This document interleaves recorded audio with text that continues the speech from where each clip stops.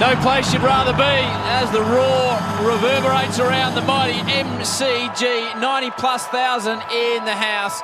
As Geelong go into a huddle, Richmond just wander around down towards their attacking 50. The two man is not far away. What are you seeing on the Triple M just Chris replay? Scott, and I love it's the old-fashioned pump-up speech. Yeah, I like it. It's gone out of fashion, Brownie. Yep. Chris Scott's brought it back last week, and he's gone to the well again. And you mentioned about the singing of the national anthem, Duke.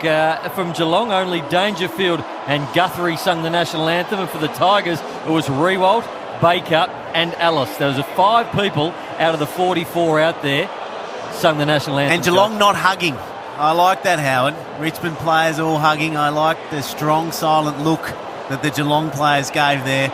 And I think that could be important, too. You a non-hugger, are you, Judd? Non-hugger, yep. Nate's gone into anthem watch in the lead up to the 5 out of 44 is not a lot, like though. it. The man with all the numbers, Triple M Red Z Lending Stats, #1 boy, preliminary final, probably about number 50, I would have thought, for you, two man. Welcome along. How are you, great man? Good evening, Howie. As you would expect, a bumper crowd. Look, outside of the 27 GF, Richmond's last 6 finals at the Melbourne Cricket Ground, they've averaged 93,000. So Wow. I reckon we must have about 95 tonight. But Dustin Martin, as we have a look at the toss, Howie, between Selwood and Cochin. I'll just start off with Dustin Martin anyway.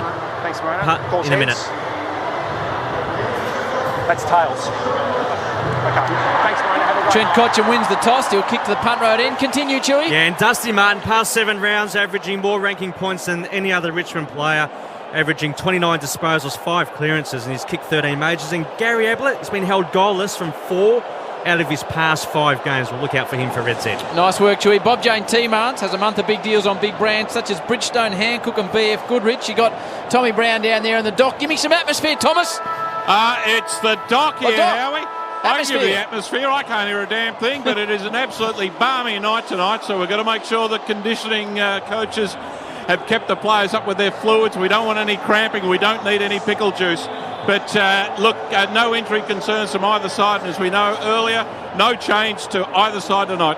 All right, we'll keep an eye on what's happening in the catch forward line. Nate, can you get an idea what's going to happen at the start of the opening bounce here as the players wander around slowly into positions? So Lockie Henderson's gone forward with the Sava Radigalea. Ablett looks like he's going to start deep. Tim Kelly is going to start in the forward end as well.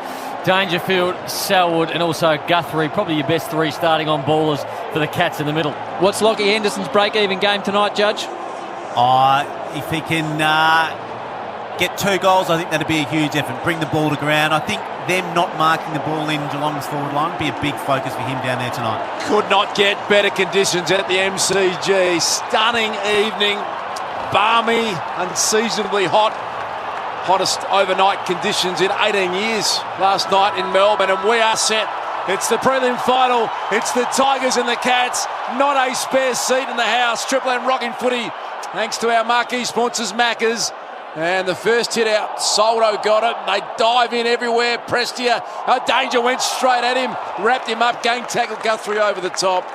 And a fierce first contest. No surprise there, Nate. Had a great lead in Prestia. 6 of the last 7 games. He's had 30 or more disposals. He's on fire. Cam Guthrie back into this side. Important cog. Little fumble from Bashar Hawley. All Australian at age 31. Asprey also a little fumble, but got some time. And out to the man Chris Judd said is the key to the Tigers. Kane Lambert's got it at halfback. And he marks in front of Blitzarves. Just a little slider. What it was a nice first touch for Alice. You said that 2 other players fumbled then, Duke, but Alice, who can be a bit fumbly, nicely took it at half-back, and now he's got the footy again. Drives a 60-metre ball down the line to a contest. Spills through the pack. Dangerfield towards Selwood. Rides a bump. And he's got a free kick immediately for too high. He goes towards the wing. Nicely cut off by Ellis, as Brownie said, started very nicely. And it's across the line on the outer wing. Well, he's a player who's been put up in trade talk already. He's played in a premiership. He's now in another preliminary final. I'd imagine he'd want to stay a Tiger player along this path. They're going to be a great side for the next 2 or 3 years, and he started like that. Just glancing to the punt road end, Jack Rewalt is playing the deepest forward. Lynch up at centre half forward, the ball's in centre wing. Martin got through and then got straight past Jed Hughes with ease. Where's Jack Rewalt? The short ball fisted away from that man by Kalajasny. Dusty went back, tried to win his own ball back. Shane Edwards, that's a good strong tackle. Blitzarves over the top with all his strength. He's the most dangerous player on the ground, Dustin Martin, apart from Dangerfield. You can't let him goal side of the pack at a stoppage like that on centre wing. Nath Brown, an All-Australian. Chris Judd back there, Triple M Super special comments. Cochin released a little handball out to Castagna, and he has a flying shot and just sneaks it through for a minor score. There's your first score of the evening, 2 minutes in. Triple M Simply Energy scoreboard. And I reckon Cam Guthrie is trying to put a little bit of time into Dusty around the stoppages. So we'll just have a close look at that as the game goes on and see if it is a tight tag. Stewart plays on from full back. It's a booming kick, makes it all the way towards the wing. And it's fisted across the line from Caddy against his former teammate Dangerfield. You got Nathan Brown and Chris Judd with your Triple M Seabus Super special comments. Seabus Super offering members insurance cover that protects building and construction workers. So this is interesting, Howard. Richmond actually have the loose number at this stoppage, so Geelong looking to get support behind the ball. Bruce Stanley working hard. Cam Guthrie sliced his way through beautifully with a number down. That's a big win for the Cats. As Juddy pointed out, got it to Vlostone. He smashes it back. It's all been played on the wing members side. AFL logo pressed here. Tumbles one forward. Beautiful take, Rewalt. Pirouetted around and then just bit off a little bit more than he could chew. And Joel Selwood to Radagalia. Oh, big Asava. Contested mark right in front of the dock down there on the wing. Big grab to get himself going. The number 17 immediately dishes by hand to Selwood, who sweeps it to Dangerfield downfield. Umpire called play under the advantage now. Piercing ball inside 50. Henderson got hands to it. Grimes brought it to ground. Lockie did his job there, made sure Grimes couldn't take the mark. Now big tackle applied inside 50 by Tim Kelly against Floster, and the umpire says, no, I'll toss it up. What about that grab from Bigger Sabre on the wing? Triple box tools replay. They love that. If you're kicking down the line, it is still one of the biggest things in our game. Soldo slapped it down, picked up by Danger. Play on Zakor, you can hear Tim Kelly. Got a slip little handball to Asava. Dalehouse sold into a fair bit of trouble, immediately wrapped up. They're allowing got hold of Shane Edwards free at most of these stoppages, Judge. He's the number one player at the Tigers for goal assist, so he can be damaging. Cats deep in attack. Trying to access the footy is Dalhouse. Guthrie started the game nicely to Ablett. Swings round on the left boot. Gary Ablett hasn't been shepherded through. Henderson's done his job. Gazza likes it. It's a goal. It's in the book. I think they'll review it. Let's have a listen. I believe it's a goal. Can we just check if the ball's touched on the goal line? Of course it's a goal. And they've gone to the arc on the Triple M Coach Eye score review. Juddy saying goal, goal, goal. Please confirm the ball was not touched. Judge has got it. They'll get there eventually, Howard. And it looks like Gary Ablett's kicked the opening goal in the preliminary final with a bit of assistance on the goal line from Lockie Henderson. Grimes did everything he could to get a fist on it. They're rocking and rolling big time on this one, that it might have just grazed his arm inadvertently. Juddy called this 2.5 minutes ago. What's going on at the arc? I don't know. It's a slow system. As long as it's right, that's all we care about. Still going through the arc. Replay number 10. You could build an arc. Umpires call goal. Cats are on the board, and Gazza's the one that rams it home. Geelong won straight. And the Tigers one behind. That's on the Triple M Simply Energy scoreboard. Simply Energy powering up the AFL.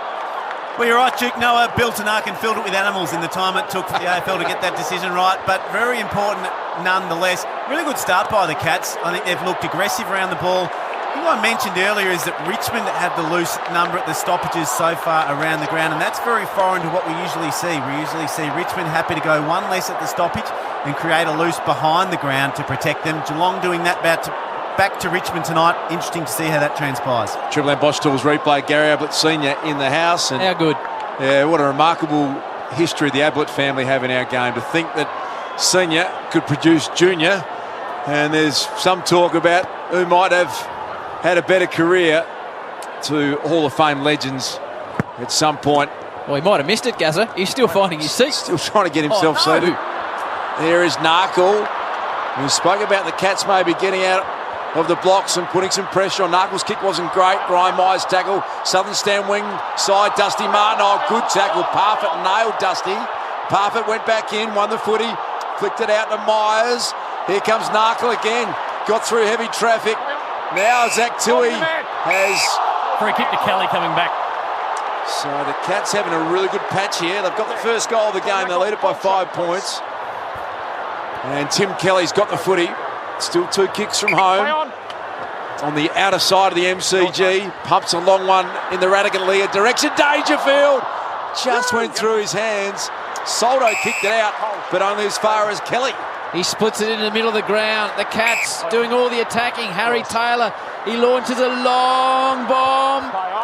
Fist on it. He's nearly effective through for a behind, but in the end it's run across the line from Parfitt. And it was the big ruckman Soldo that nearly punched it through. So it'll be tossed in with the Cats deep in attack, leading 1 straight to Richmond, 1 behind. Under the pump, the Tigers, but they did absorb a lot of pressure from Brisbane in that first quarter up at the Gabba. I love these repeat inside 50s teams. Build a bit of pressure. Manangola, late inclusion a week back. Dangerfield's kick was marked or intercepted on the line by Asprey. Now they get it out. Half-back kick from Bashar Hooley. And the numbers are with the Cats. Juddy, they're well structured early. Really well structured. They're not being quite as aggressive as they are with the kicks. They're choosing to kick it backwards when they've had a couple of options forward of the ball they've missed. Kelly, two-man, Reds Eds. He's already racked up 4 touches. He's got 5 now with a piercer down towards attack 50, and that's not what Lockie Henderson wants. While the ball is in Geelong's half of the ground, it suits them to have the number behind the footy. When the ball gets into the middle of the ground, it's always going to suit the Tigers, but right now the game's being played on Geelong's terms, so it suits them to have that number back. Henderson was outmarked by Grimes, who goes short to Ellis, who's had plenty of it. He drives a long ball down the outer wing. Zach Tui's got his name on it, gets out the back to Rioli. Fev's man with a high ball inside 50. Martin! Strong grab, good kick from Rioli. Dusty was out the back from blitz halves and will line up from only about 20 out to get the Tigs first. Plays on, only just gets enough on it, Dusty Martin. Squeezes it through. Touch fortunate at the end, but it's a goal nevertheless, and the Punt Road Army are up. Richmond 1-1. The Cats 1 straight. Triple M Simply Energy scoreboard. Simply Energy powering up the AFL. Zach Tui made a massive error there, Judge. As a backman, when you go up with the ball and you're going up as a third man, there was 2 players. Tom Lynch was one of them, and I think the other one at ground level was Daniel Rioli stayed down. Well, at ground level I think it was Tom Stewart, so it was a one-on-one. Zach Tui goes up and he needed to mark the footy. He needed to mark the footy or punch it 20 metres away. What he didn't do was do that, and it just fell to the ground where Daniel Rioli sat there, easy takeaway, and then it was a nice kick to Dustin Martin. But Zach Tui, if he had his time over again, he needs to take that mark. Kicked 6 goals last final, Dusty Martin, and he's planted himself deep in the goal square. The deepest player, Tom Stewart, his matchup, and he's kicked the first of the night for the Tigers. They lead it by 1 point, 9.5 minutes gone in the first term here in prelim final night. Full house at the MCG. This is Graham now. Where's Dusty? Lynch pushed. Harry Taylor underneath the footy.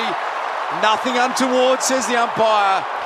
And the mark stands to this young gun, Tom Lynch. What did you think, Juddy? Free kick or not? Yeah, just checking the Triple M Bosch Tools replay. Put a hand in his back, but I don't think it was sufficient enough force to pay a free kick. So I like that call by the umpire. He's kicked the 3 goals from his past 2 matches. Got them all against the Brisbane Lions. Dusty Martin coming off, and I was having a look at him before through the binoculars. He just had a bit of a limp about him, Dusty. I'll get down to Dr. Owen White in a moment, see if there's anything untoward there. But Tom Lynch, what a first season he's had for the Tigers. He's normally a beautiful kick, straight over the hat of the goal umpire. Tom Lynch kicks a back-to-back goal for the Tigers. They're 2-1-13. The Cats are 1 straight 6. It's a Triple M Simply Energy scoreboard. Well, a score from clearance, wasn't it? It was a really good centre bounce clearance from Richmond. And when you get Tom Lynch in a one-on-one, it doesn't matter who he's up against. There's going to be a chance to take that mark. I get the impression Tom Lynch would be looking around tonight. There's 94 thousand people at the MCG, and he'd be thinking to himself, thank God I've made the move. Yeah. This is what you play football for. I was never going to get this experience up there on the Gold Coast, and he would be lapping every bit of the energy up from this crowd tonight. Bob Jane T-Marts, Tommy Brown, what's happening down there? Howie, the crowd's incredible tonight. The biggest I can recall this year. In fact, a lot of them are black and yellow. There's a huge Richmond contingent here. The doctor has his binoculars on. Dusty, your observations, Doc? Yeah, all clear. He had a quick word to the trainer. No problems at all with Dusty. Brilliant ruck work straight down to Prestia, who unloads a long bomb towards Lynch again. Goal square. Another one for Tommy Lynch. Listen to the Tiger Army. Lynch has got 2 in a minute, and all of a sudden Richmond kick 3-1. to Geelong 1 straight, up by 13 points on the Triple M Simply Energy scoreboard.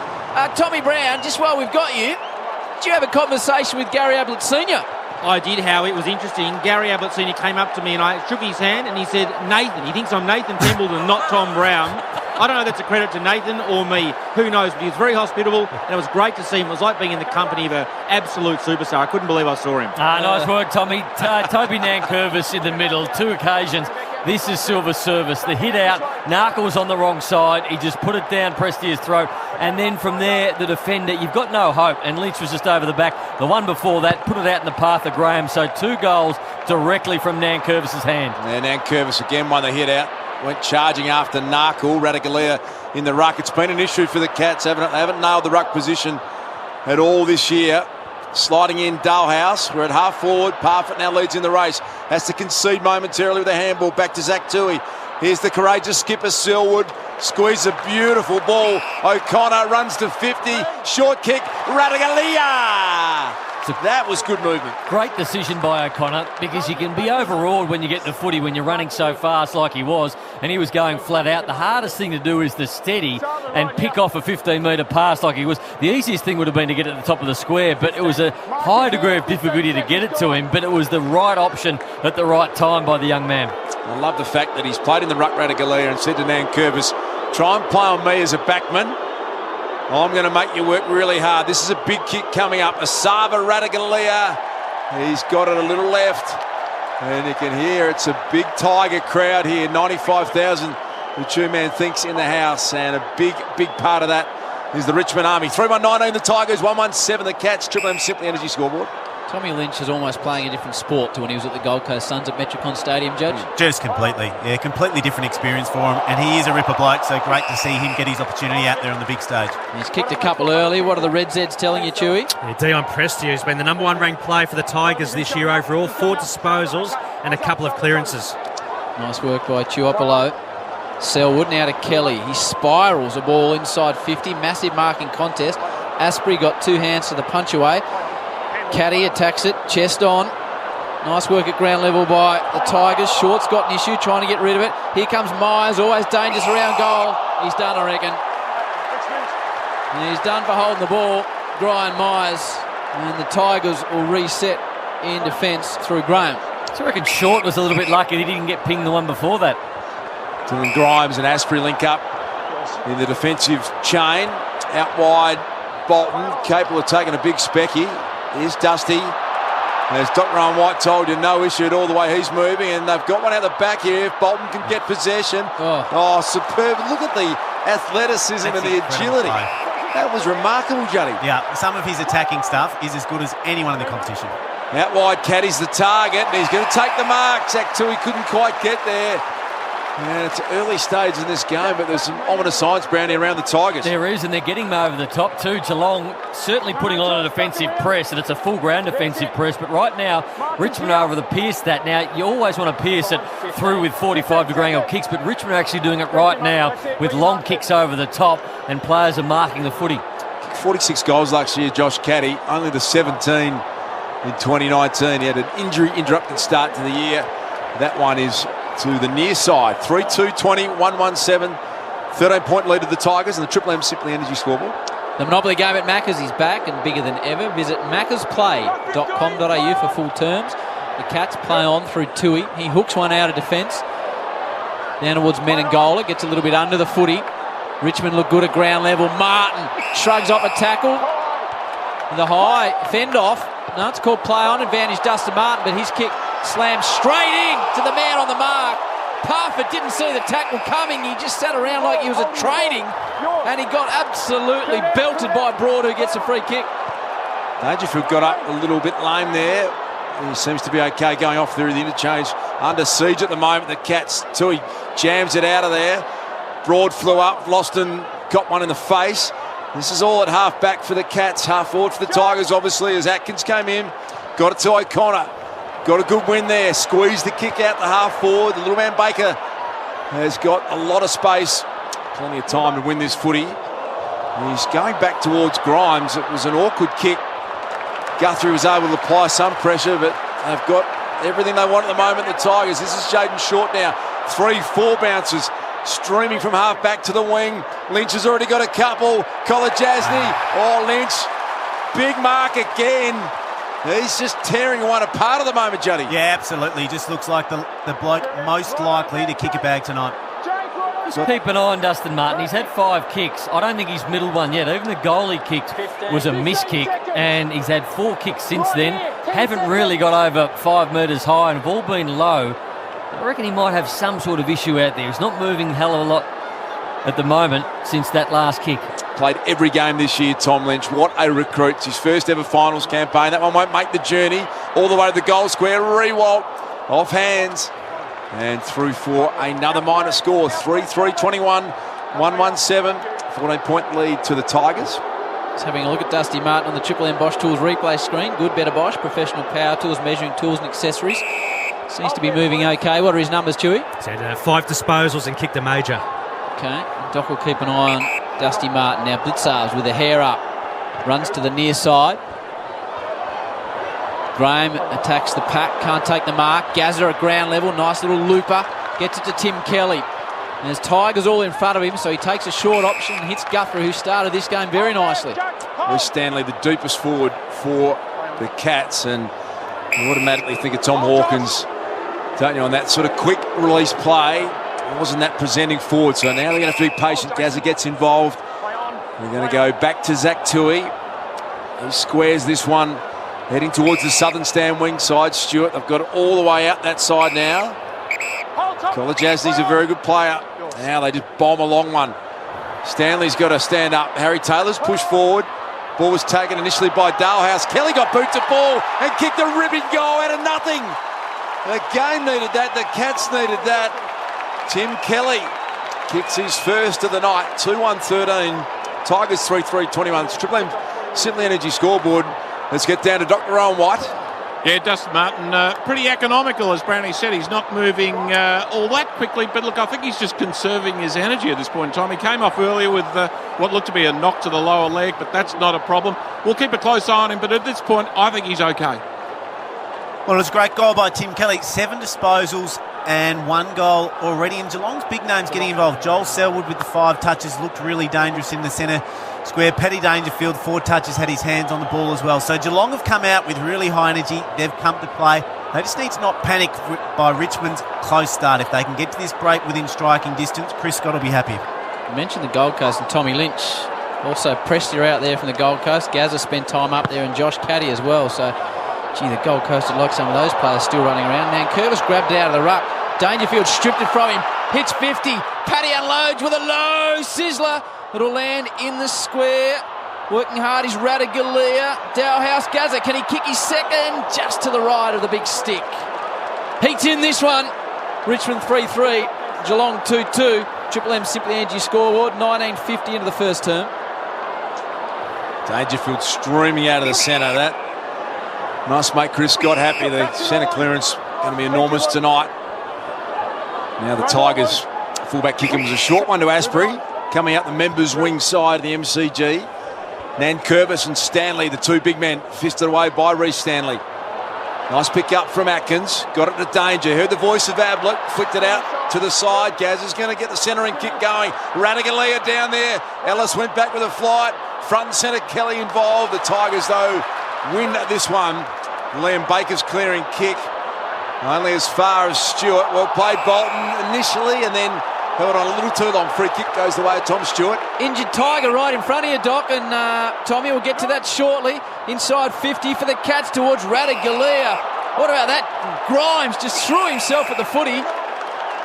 And he'll get the resulting free kick. Who's the Tiger down there, Doc? Jack Graham, is it? It was Jack Graham, guys. What's the update there, Doc? We just got a brief look at him. I think he's at the back of the bench with what looks like a heavily damaged shoulder. Yeah, it's a dislocated shoulder, Tom. All right, he looks in a fair bit of trouble. Lambert hits the pack hard. Tui will look for the boundary line. Cochin says, no, I'm going to keep it in. Rewalt, if it wasn't a throw, it was brilliant. Goes inboard to Bolton. He'll drop it right to the goal square. Can he get it, Dustin Martin? Gee, I thought he had it. He was worried out of it in the end. And Myers will get an opportunity now to defence. At some stage, you need to talk about Dylan Grimes back there. It was brilliant, Brownie. was courageous and an enormous contest. Dustin Martin had that mark and the defence of Geelong stood up. Harry Taylor had to think about what he was going to do with the footy next. He slapped it into the path of his teammate, and then Brian Myers made a good decision. The Cats are right in this game. Voice for Nath Brown, Chris Judd, the two-man all the back row tonight. Triple M Super special comments team. The Cats edge it forward. They're in this game. Now's the time with 6 minutes to go that I'd send Dangerfield forward. Brian Myers runs around, gains an extra 10 metres, then pops it deep inside forward 50. There is the man Brown he wants forward. Dangerfield at 3/4 of the mark. Jaden Short under pressures, only hacked it to Myers. Plays on quickly with that unusual kicking style, but it's effective, and Myers spears it home. Back-to-back goals.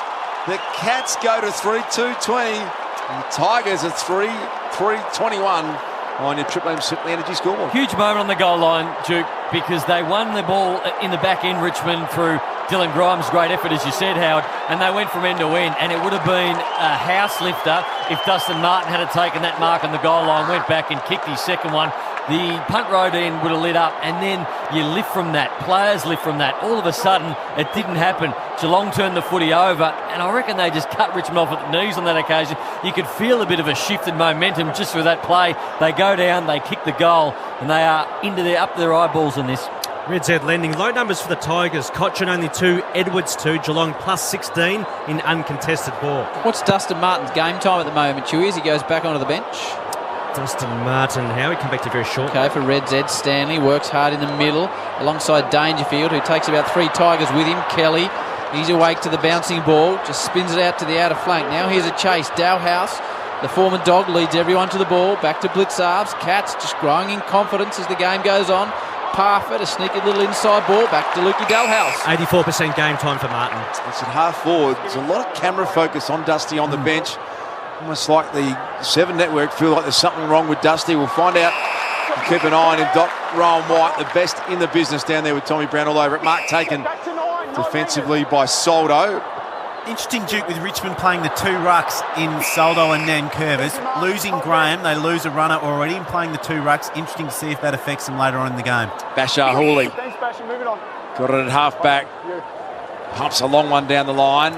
Normally get a good call. Oh, Reece Stanley, good contest. Didn't quite complete the mark. Picked up though by Dangerfield. Henderson playing forward. He had it fisted away over the boundary line. It was by Asprey. Once again, the Cats get it inside their forward 50 and reload again. Dusty Martin back out there, no issues.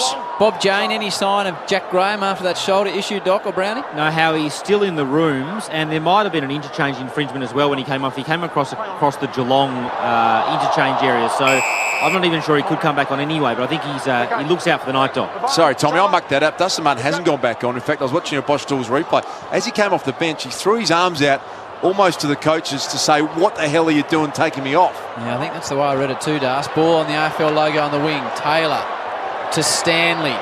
Kick and a half from home. It'll be a shallow entry inside 50. Radigalia got up super high into the Melbourne night sky. Couldn't bring it down. Gave the crowd a thrill though.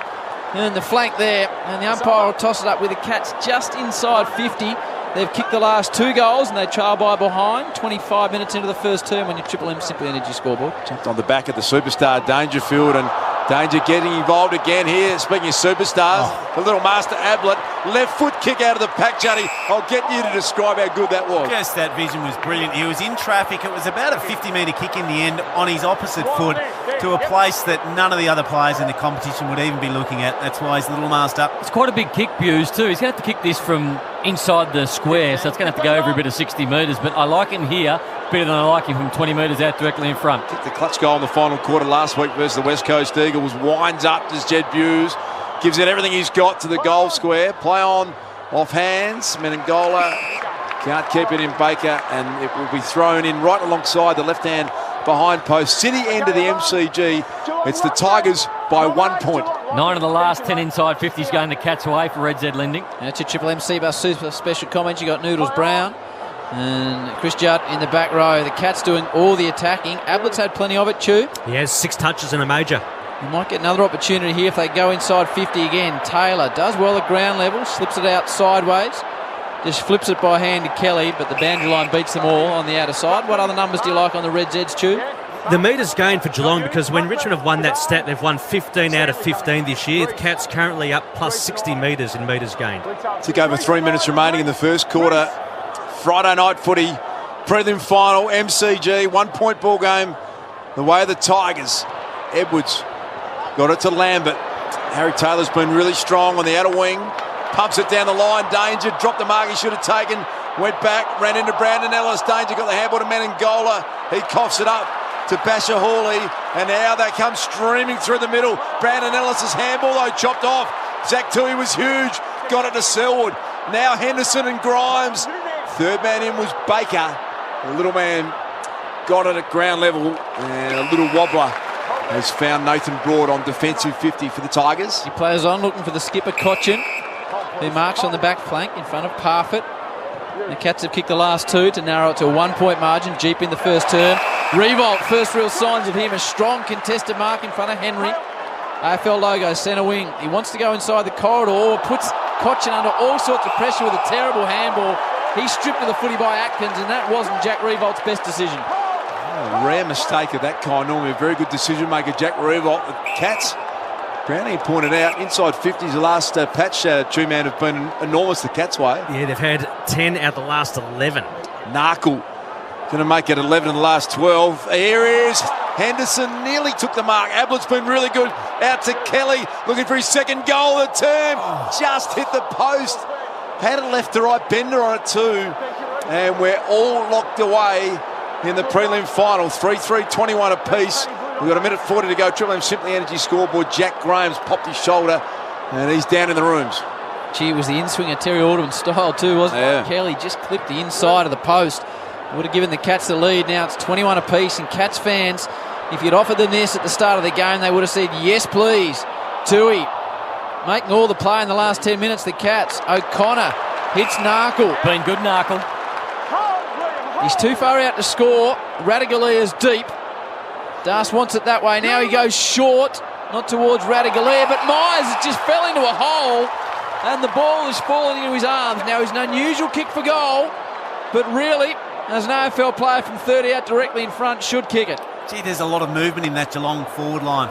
So often you come and watch them play and they just look stagnant and like there's not enough players leading and creating space, but they are all hyped up tonight and there is a lot of space being created by the Geelong forwards. Well, the young man that used to run to and from school, always wanted to be an AFL footballer out of Grovedale. He's had a great debut season. He's kicked one.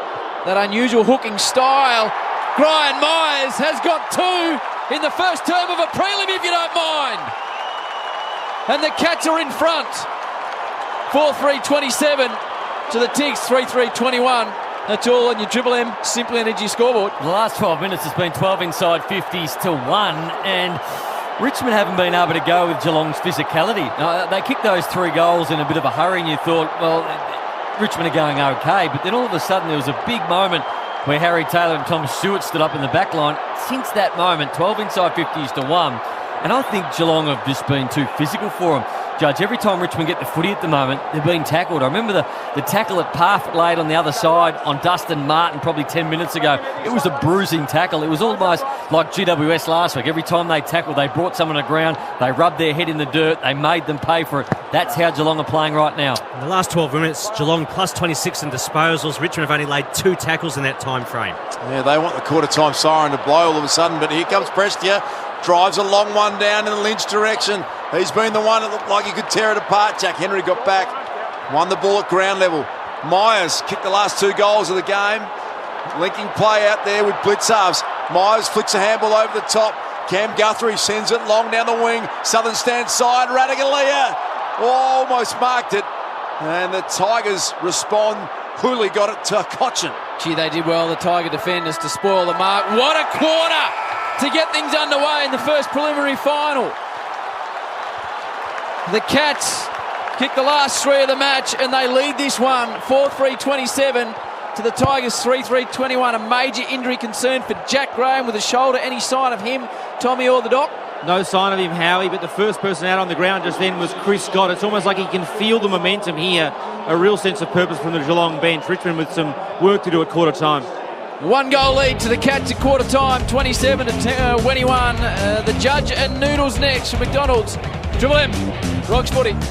Quarter time here at the MCG, and all neutral supporters have got the game they wanted. Geelong kicked the last 3 of the term to reverse a deficit, 4-3-27 to the Tigers, 3-3-21. Brian Myers has got 2 in his first preliminary final. Bob Jane Teamouts has a month of big deals on big brands such as Bridgestone, Hancock and BF Goodrich. Some concerns about Dustin Martin or not, Tommy Brown and Doc? Howie, potentially. Looks like he suffered a corky early in the quarter, which he tried to run out, but Doc has noticed he spent the final 8 or 10 minutes of that quarter on the bench. Doc, what's your initial assessment? He looks a bit frustrated. Well, I think he's frustrated not being out there, Tom.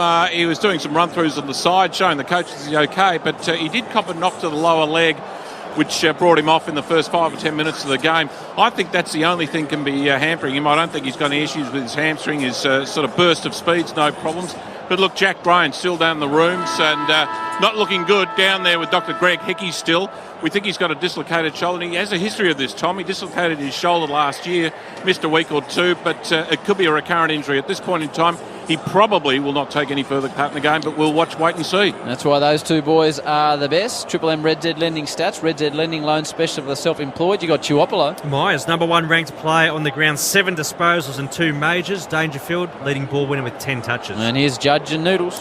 Look, I thought Geelong had a really good start to that quarter. Paddy Dangerfield had the 10 touches, but he had 3 tackles, including 1 in the first contest of the game, and I think he really set the scene, particularly physically, for Geelong, and that's where in many ways they got on top of Richmond. Even in the clearances, they were 9 each, but when you bring in 2 genuine bona fide ruckmen into the team like Richmond have with Nankervis and Saldo, they need to be far ahead of Geelong in the clearances for that transaction to make sense. Tom Brown?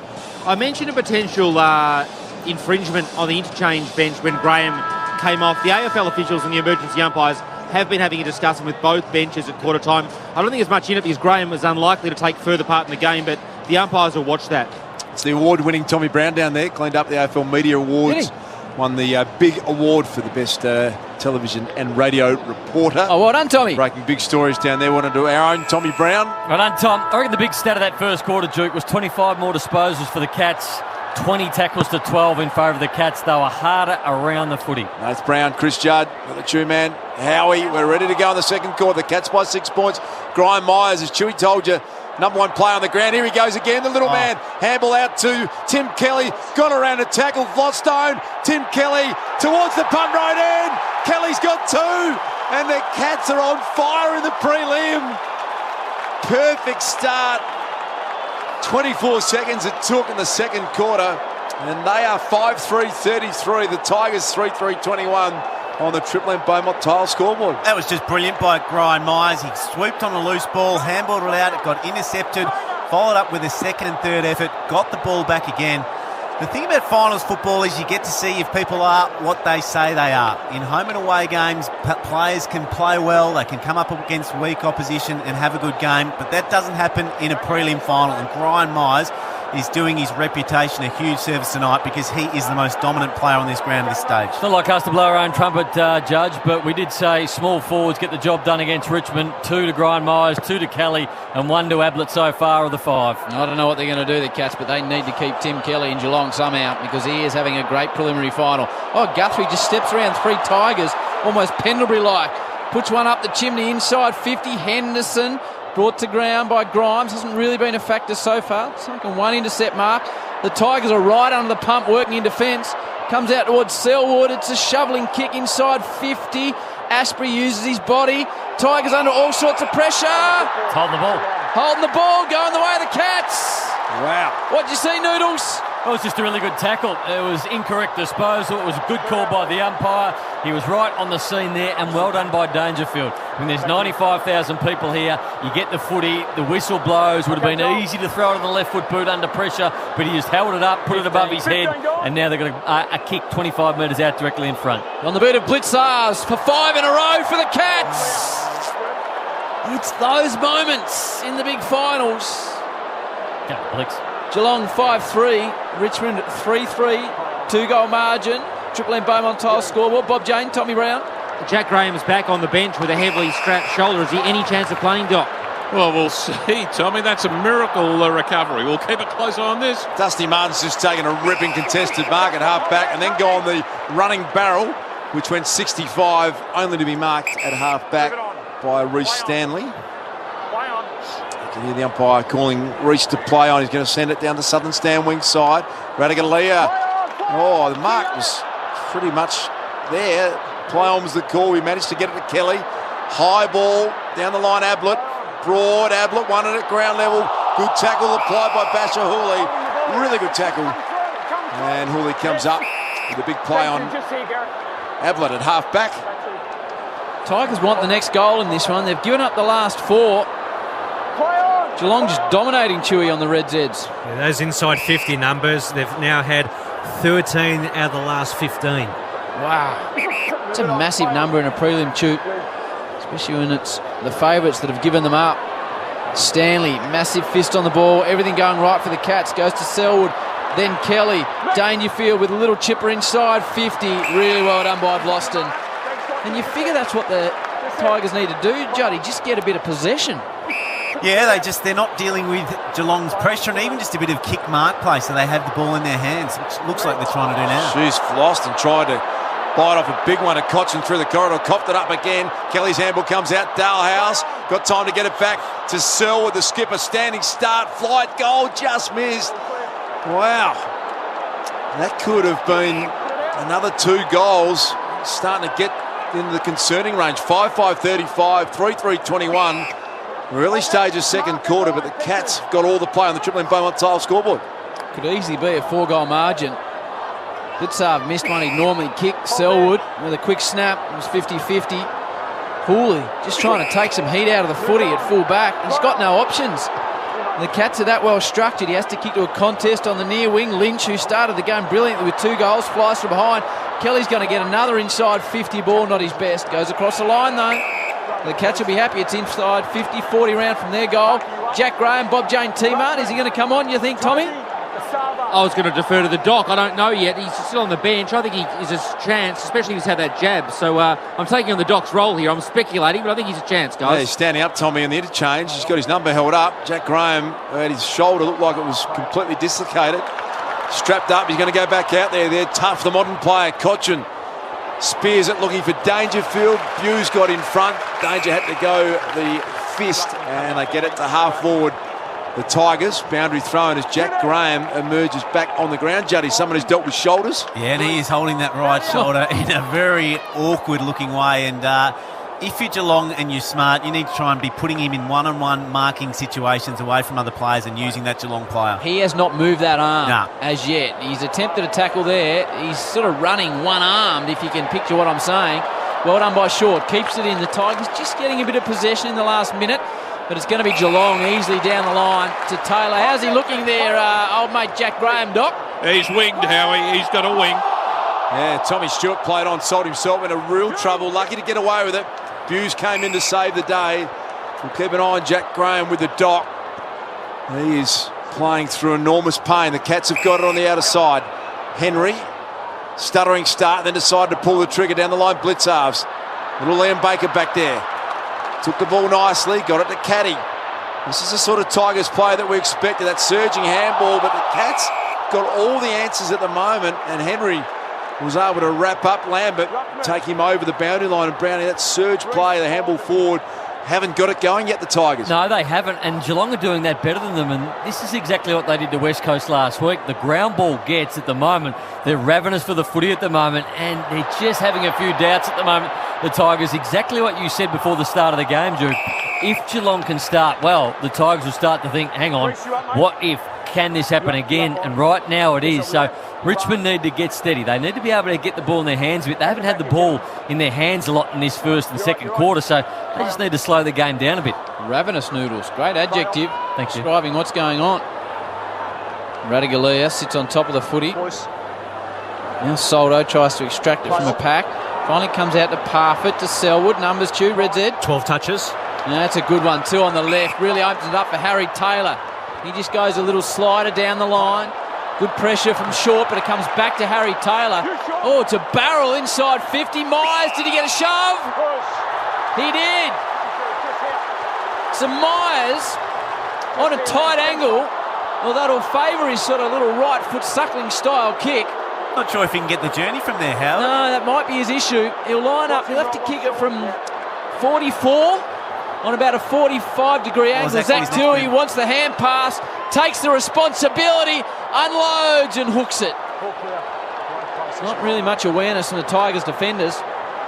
No real damage done. So the Cats have missed 3 or 4 opportunities. They lead at 36-21, out to 15 points on the Triple M Beaumont Tiles scoreboard. Beaumont's mega floor clearance is on now. You'll save heaps and be happy you chose Beaumont. The scoreboard could be a whole lot worse if they were accurate. They've missed the last 3 shots, all gettable now. Can the Tigers get one back? Prestia to Lynch. This one's at half forward. Bolton slaps it forward. Lambert can't keep it in under pressure. They managed to get it from full-back to their forward 50 pretty quickly. It's going to be thrown in right there. Played 8 minutes in this second quarter. 15-point lead to the Cats on the Triple M Beaumont Tile scoreboard. Don't seem to be able to get it past half forward at the moment, Noodles, the Tigs. Yeah, they're struggling with the footy in their hand at the moment. Stanley tries to extract it. Now Parfitt does the same on the defensive point of the square for the Cats. Clever little kick from Edwards, but Parfitt again is aware of it. It's a contested ball situation on the wing, and the umpire will separate them. Dusty Martin's gone deep forward, and Henry's got the nervous job of standing next to the dangerous number 4. They just can't get the ball down there at the minute, Richmond. Geelong have had 7 inside 50s this quarter. Richmond yet to have one.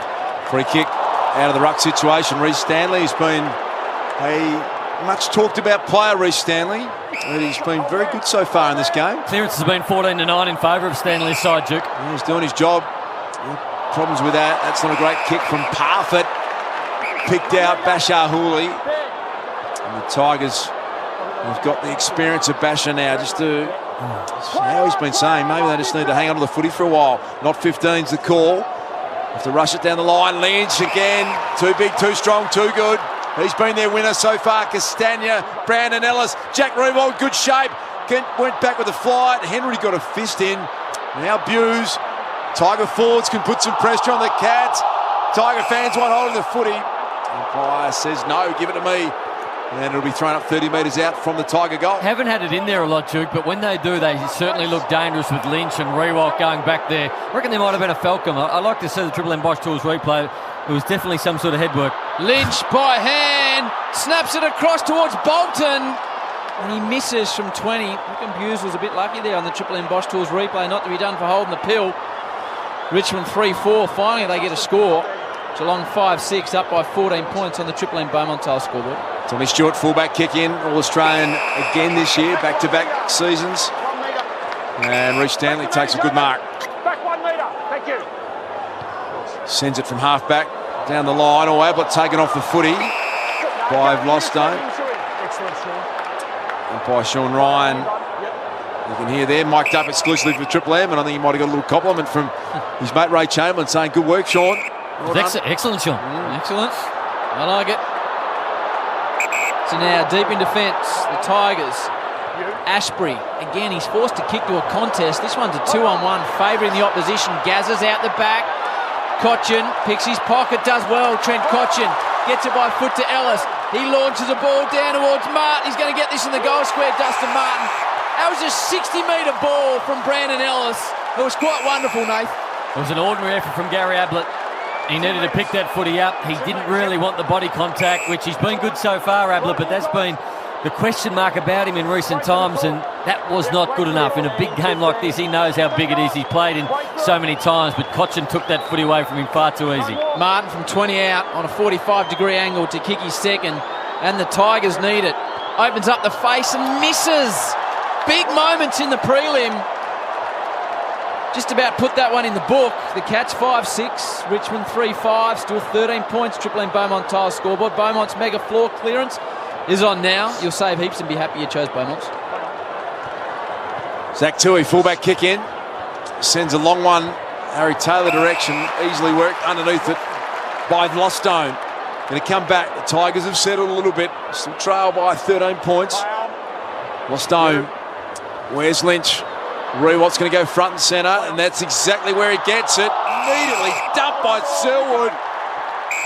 Supreme effort from the inspirational skipper. Perfect tackle executed deep in defence. Started to even it up, Judge. The Tigers not on the scoreboard though. No, it sort of evens up for the couple of Geelong misses that they were very kickable chances. So Game on here. Radigalia came late, but Dangerfield took a good contested mark in front of Lostone, half-back line. Triple M Reds Eds for the Danger. 12 disposals and 4 clearances, 3 out of the middle. Who's leading them all, Chew? We've got 14 to Kelly Long with his 2 goals, and for the Tigers, 11 apiece to Hooley and Prestia. Yeah, that's something. A piercing ball across the open goals from Tui to Henry. He now goes to O'Connor. Got some runners out the outer side here. Southern stand wing is Guthrie. He loves to run with it. Takes a couple of bounces. Now Spears a kick down. Henderson's the deepest forward. Out the back. They're going to get a goal here for sure. The Cats. Narkle picks it up and gets a gift. Cats have now kicked the last 5 goals of the game. Dusty Martin's coming off again. He's got a bit of a corky. It's all happening at the MCG. 6-6-42. 3-5-23 on the Triple M Beaumont Tile scoreboard. Well, the same thing's starting to happen that happened last year in the prelim. They started to make mistakes that you haven't seen them make the whole entire year. On that occasion, the Guthrie kick came in. 5 Richmond players probably flew in that pack, Judge. Not one of them touched the footy. The ball got out at the back. There was 2 easy players standing there. It was an easy goal in the end, but the mistake was made in the pack. 5 Richmond players charged at the footy on the Triple M Bosch Tools replay. Not one of them touched the footy.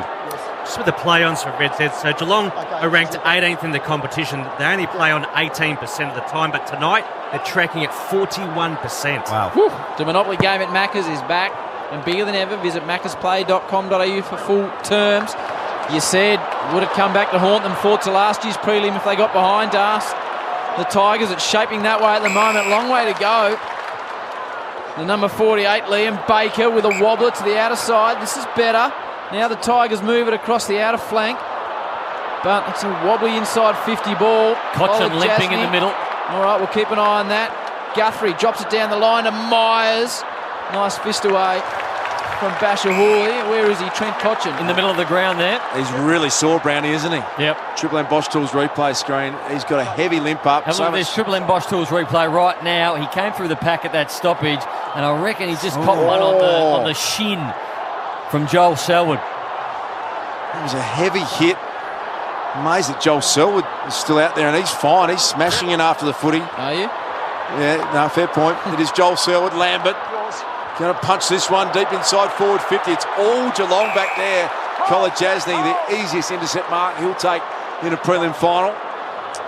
Not a great kick. He's mucked that up. Oh, look at Graham with his trying to get 2 arms up. Yeah, couldn't do it. Graham's managed to kick the ball back inside 50. Juddy had a good look at him there. Good effort to be out there. He didn't even put his right arm up. He cannot lift it even up to his shoulder height. So what could he do, Judge? I mean, obviously they want the rotation. So what's his go right now in the game? Well, it's interesting they're trying to use him as an inside midfielder at times, which is hard because he can't tackle, but I just don't think they want to see him get exposed on the outside. So probably play up forward, try and get in some dangerous spots and get some uncontested ball is as good as he could hope for. Gee, it's a tough mental battle though, Judge. Only trying to get over the physical pain he's experienced, knowing that even if his team get through, he's very little chance of being involved next week. And if he stays out there, that shoulder will pop out 3 or 4 times for the rest of the game and hopefully pop back in. So very good effort what he's up to. Selwood. He's had a couple of great finals, the last 2, Joel Selwood. Stewart. Called his name a great deal, but he's very calm with ball in hand. Those last couple of inside 50 entries from the Tigers, they were just kicking in hope, and Geelong just snapped them up. Jack Henry's got the footy at half-back.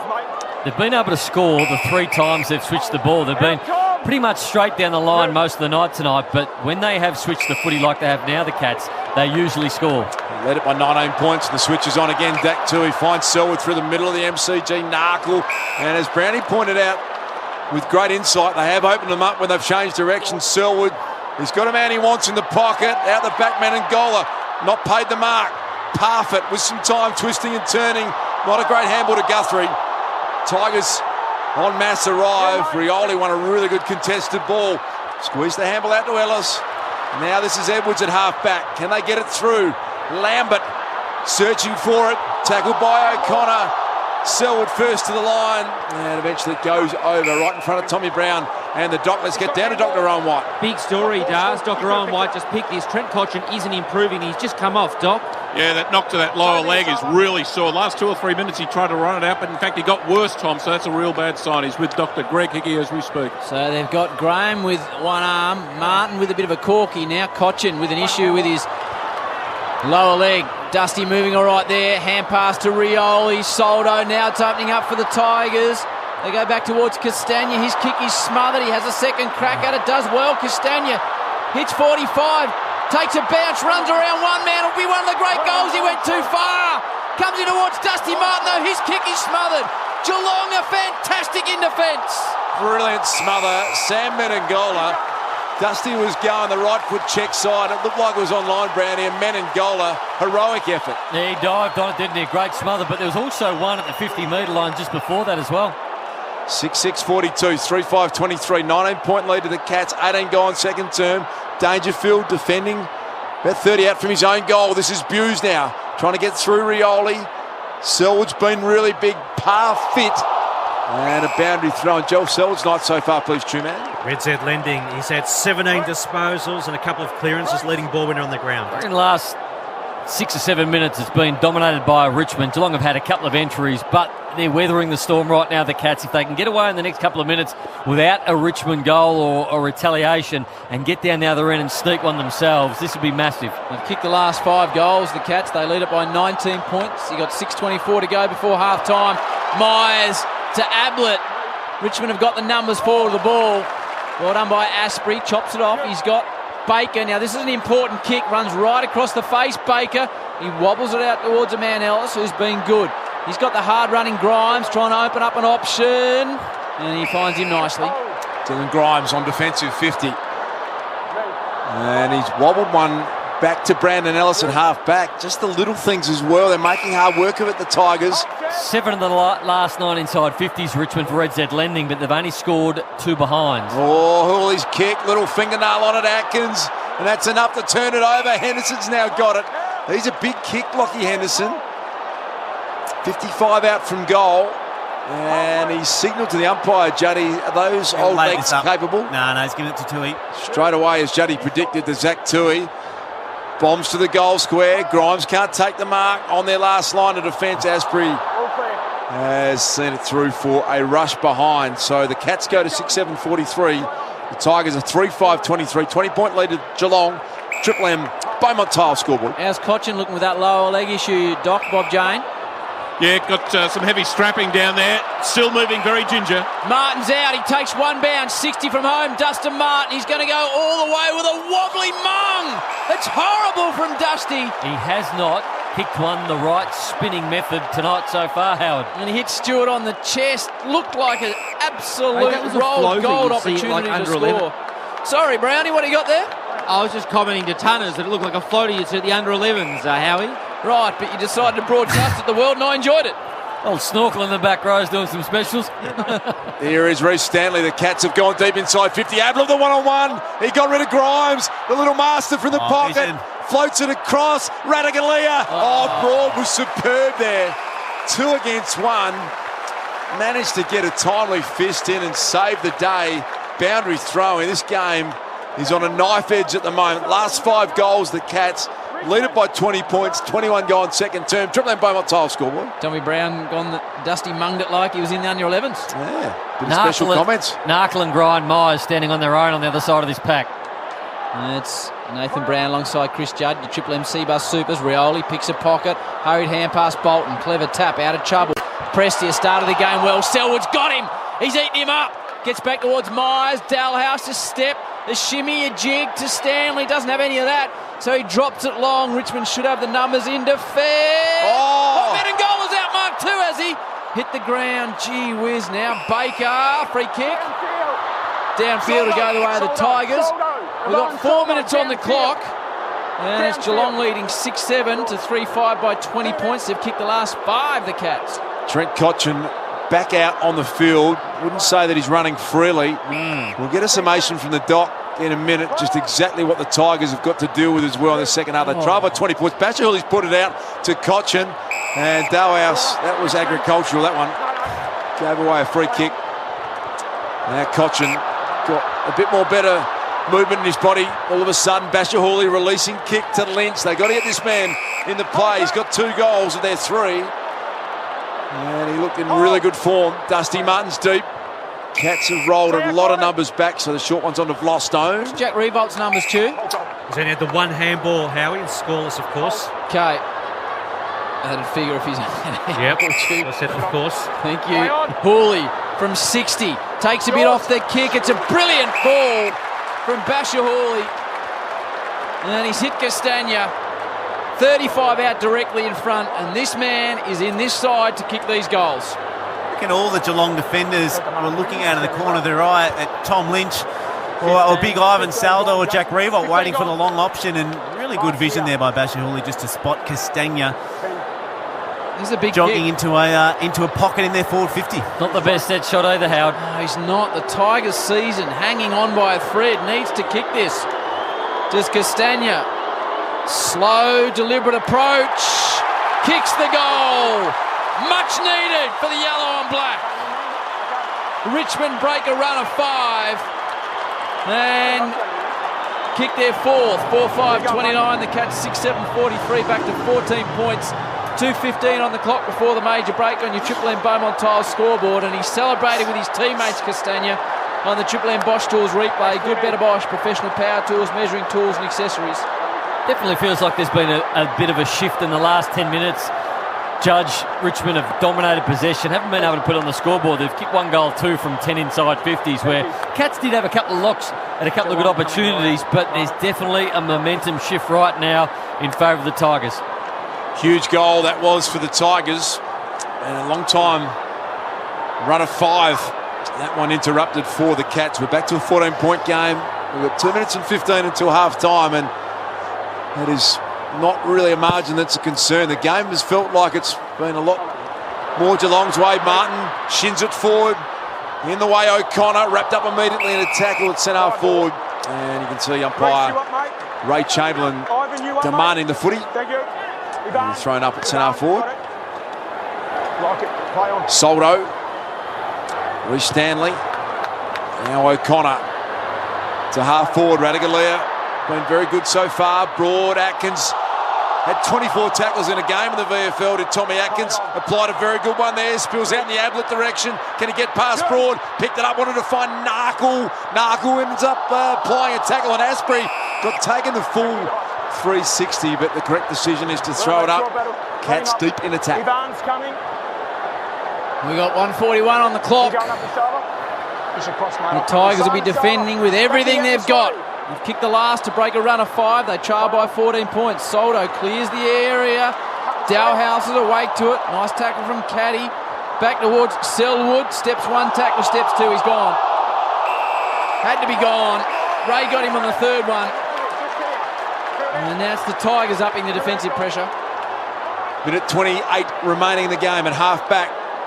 The ball in the hands of Caddy. Centering kick. Some contests applied here, and it was Blitzarv who took possession. Soldo wrapped him up. It's just a slightly attacking half of centre wing for the Cats. Immediately thrown up by Ray Chamberlain. Slapped forward by Stanley. Lukey Dalhouse. Guthrie. Look at the speed. Got past Baker, and good attempt, just missed again. 6-8-44, 4-5-29. Cats leading it with 57 seconds until half-time. The Triple M Beaumont Tiles scoreboard. Fantastic last week, Cam Guthrie. And he's taken that role on again. Now the Tigers just wobble the ball forward. Stewart, a.k.a. the brick wall, marks. Across the wing, there's 45 seconds on the clock. Tigers will start to flood men back. Do that now. Big marking contest, free kick. Push, Ray. Dangerfield. 50. Oh, wow! Razor! An enormous decision. Jeez. Waited till every eyeball was on him, Ray, and said, danger, take it to the goal line. Wow. What was that for on the Triple M Bosch tool? The second whistle not to kick it away. Handballed it to Basher, not to Dangerfield. 50-metre penalty. The mark is on the line, okay? Wow, Dangerfield will kick the goal, and it'll be 21 points in the shadows of half-time here. You heard the explanation from Ray. The free kick was there. The free kick was right. He got pushed in the back, but gee, I'm not sure about the 50-metre penalty. It's loud out here, and you wouldn't have known what way it was going. Danger. from the top of the goal square to hurt the Tigers in the shadows of half-time. It's another one for the Cats. They're 7. They lead this one 50-29 by 21 points with 5 seconds on the clock before half-time. That's a big decision and a big turning point in this game. You're right, Howard. You're absolutely right. There are some goals that feel like they're worth more than 6 points. And on the dawn of half-time, Geelong's best player, Paddy Dangerfield. Just had a look at the Triple M Boss Tools replay, Judge. Sorry. Basher Hawley thought it was his free kick, so he's put his hand up for Trent Cotchin to handball the ball back to him. So he thought he had the free kick push in the back. Cotchin gives it to him, then the 50-metre penalty is paid. Paddy Dangerfield and Dusty Martin having a little crack here at the moment. There's some elevated tension out there. Danger's just given it to him. He can't believe he got that 50-metre penalty. The halftime siren's going to sound. Stanley won the tap out, and there it is. And listen to the Tiger fans, what they think about this scoreline. 7-8-50 the Cats, 4-5-29 the Tigers, 21-point lead at halftime. And this has got some controversy attached to it. We'll get down to Dr. Owen White if we can. There's also some injury concerns. Doc, can you give us a snapshot of what's happened so far in the first half? Yeah, it's all on the Tigers side of the ledger, Luke. And, of course, Jack Graham had that right shoulder dislocation halfway through the first quarter. He spent about 20 minutes down the room. He's back out there strapped with a painkiller, but he is winged. He is only working with one arm at the moment, looking very restricted. At best, he's 60%. Trent Cotchin got that nasty knock to the lower leg. He's still very proppy, got it strapped, but he's still running at about 80%, still very proppy. And, of course, Dustin Martin, we're not sure what's going on, but he's just not the usual Dustin Martin, possibly the sequelae to that knock in the lower leg in the first quarter. It's all on Richmond's side. Dr. Owen White, the best in the business. Great to have him. Finals time. Bob Jane Team Arts has a month of big deals on Big Browns, Bridgestone, Hancock and BF Goodrich. Nate Brown, Chris Judd, the Chew Man. How he's in ripping calling form. This prelim final is red hot, 7-8-50. That's the Cats. The Tigers trail by 21 points, 4-5-29. You just heard their injury concerns. It's thanks to McDonald's. The Cats by 21 points at half-time. Triple M Rocks footy. Half-time here at the mighty MCG, the first preliminary final. It's the Cats who have kicked 6 of the last 7 goals of this match. They led it by 6 points at quarter time, 21 at the half. Geelong 7-8-50, Richmond 4-5-29. Let's hear Neil Baum with Daisy Pearce, courtesy of 7, about the Tigers and their injury situation. Neil, thanks for joining us. Plenty happening on the bench. Can you give us an update on your injuries? Yeah, Jack Graham's got a bit of a dislocation to his shoulder. It's he's pretty sore, but he's not completely out of the game at this stage. He went back on. It's probably not ideal, but we'll just see how he goes. He could well play a part, but it's not great for him, obviously. The one we're all watching as well is Dusty. Anything to report there? No, he's fine. Yeah, he's good. Seem to have some trouble with the knee. No treatment at half-time that you know of? No, they didn't mention it to me, so I assumed he might have got a whack on it. But good luck in the second half. All the best. Thanks, Daisy. Yeah, he looked like he got a bit of a cork in his quad. IJ Liquor have got you covered these footy finals. Get your favourite beer, wine and spirits. Head to ijliquor.com.au to find your nearest store. Plus, they've got recipes, inspiration and promotions. IJ Liquor, proudly independent. You know what the kids call inspiration these days, Judge? No, I don't. Inspo. There you go. They say I'm looking for a bit of inspo noodles. Are you across that one? It's a heuristic, is it? No, I'm not. Is that a what? It's a heuristic. What's a heuristic, Guru? It's a shortcut. Yeah, well, it is a bit of a heuristic. Just call it a shortcut then. Yeah. I don't think you need to use... An abbreviation, How do maybe. you spell heuristic? H-E-U, and the rest is spelt phonetically. Istic. Okay. So is it a Y or I-S-T-I-C? I-S-T-I-C. Okay. Well, let's talk about tomorrow's game. You were the trained journalist here. No, I'm not a trained journalist. I told you that the other now day. it starts to show. I never claimed to be Now one. you've been exposed. I told you I did a business degree, and what a waste of my life that was. Accounting and economics. Hey, now, tomorrow, Guru. Yes. The GWS, can they upset the Pies? Well, I would have said no, but then I would have said that the Cats can't upset Richmond today. So Giants are stacked full of elite talent. Still, some of them haven't yet fired a shot in this final series. I don't think Kelly's hit his best form yet. We know they've got a couple of their big guns out. But, yeah, they can provide an upset tomorrow, but I think the Pies will get the job done. What do you think, Noodle Boy? Well, it's a bruising type of footy they play. If they can continue to do what they're doing in terms of how brutal they're going about it, yes, they can win, Howard. We'll be there on the M's alongside the great man Barry Denner. Who's doing specials with you? Lee Montagna. Are you there, Chewy, tomorrow? I will be there tomorrow, Howie. All right, the Saturday rub starts at midday and then our coverage follows on from that. So that'll be nice. All right. set for a second half start here. It is a 21-point lead to the Cats. What do you think the numbers in the crowd are, Chewy? Yeah, 95,000, I reckon, Howie. Ooh, all right. Triple M IJ Liquor scoreboard. IJ Liquor proudly independent sees the Cats lead at 7-8-50 to Richmond 4-5-29. Here's our fearless leader, Luke Darcy. Ready to get the second half underway, Howie. What a game it looks to be. The winner straight through to the grand final, Brownie. Tim Kelly's been outstanding tonight, Duke, but I reckon he spent most of his time inside forward 50. He's played pretty much the whole year, 100% on ball, but right now tonight, pretty much I reckon 95% of his night's been played forward. Paddy Dangerfield starting the centre bounce. Cam Guthrie ready to go with the skipper Joel Selwood on the other side. Trent Cotchin copped a very, very heavy knock to the shin. He was back out there after that. Shane Edwards pressed here, and the two ruckmen is going to be Stanley and Big Ivan Soldo. It is by Sean Ryan. Perfect bounce. Second half underway. The Cats by 21 points. Selwood brilliantly done. Stanley tried the don't argue. Suggest that's not really what he needs to be doing. Is pressed here down the line, and Lynch, beautiful pair of hands, and that's a big play. It should have been going the other way. Stanley probably should have got boot the ball in hindsight. Yeah, he just needed to get the ball in his boot at the start of quarters. The pressure's going to be right up, but a brilliant tackle by the Richmond captain all the same. Tom Lynch kicked 2 first quarter goals, kicked them back to back. Started the season really underdone, coming off serious knee surgery, and he is just built into a superb first up year for the Tigers. Played every game this year. It's his first ever finals campaign, Tom Lynch. 155th game of AFL footy, and he doesn't let them down. Tom Lynch has got 3, and the Tigers struck the first blow of the second half. 5-5-35, 7-8-50, 15-point lead to the Cats on the Triple M IJ Liquor scoreboard. Perfect start for the Tigers, and that just puts a little bit of doubt back in the Cats' mind now. They've been dominant Geelong for most of the game, but less than a minute in, a big tackle, the crowd erupted, the kick down to Lynch, and there's nothing Harry Taylor could have done on that occasion.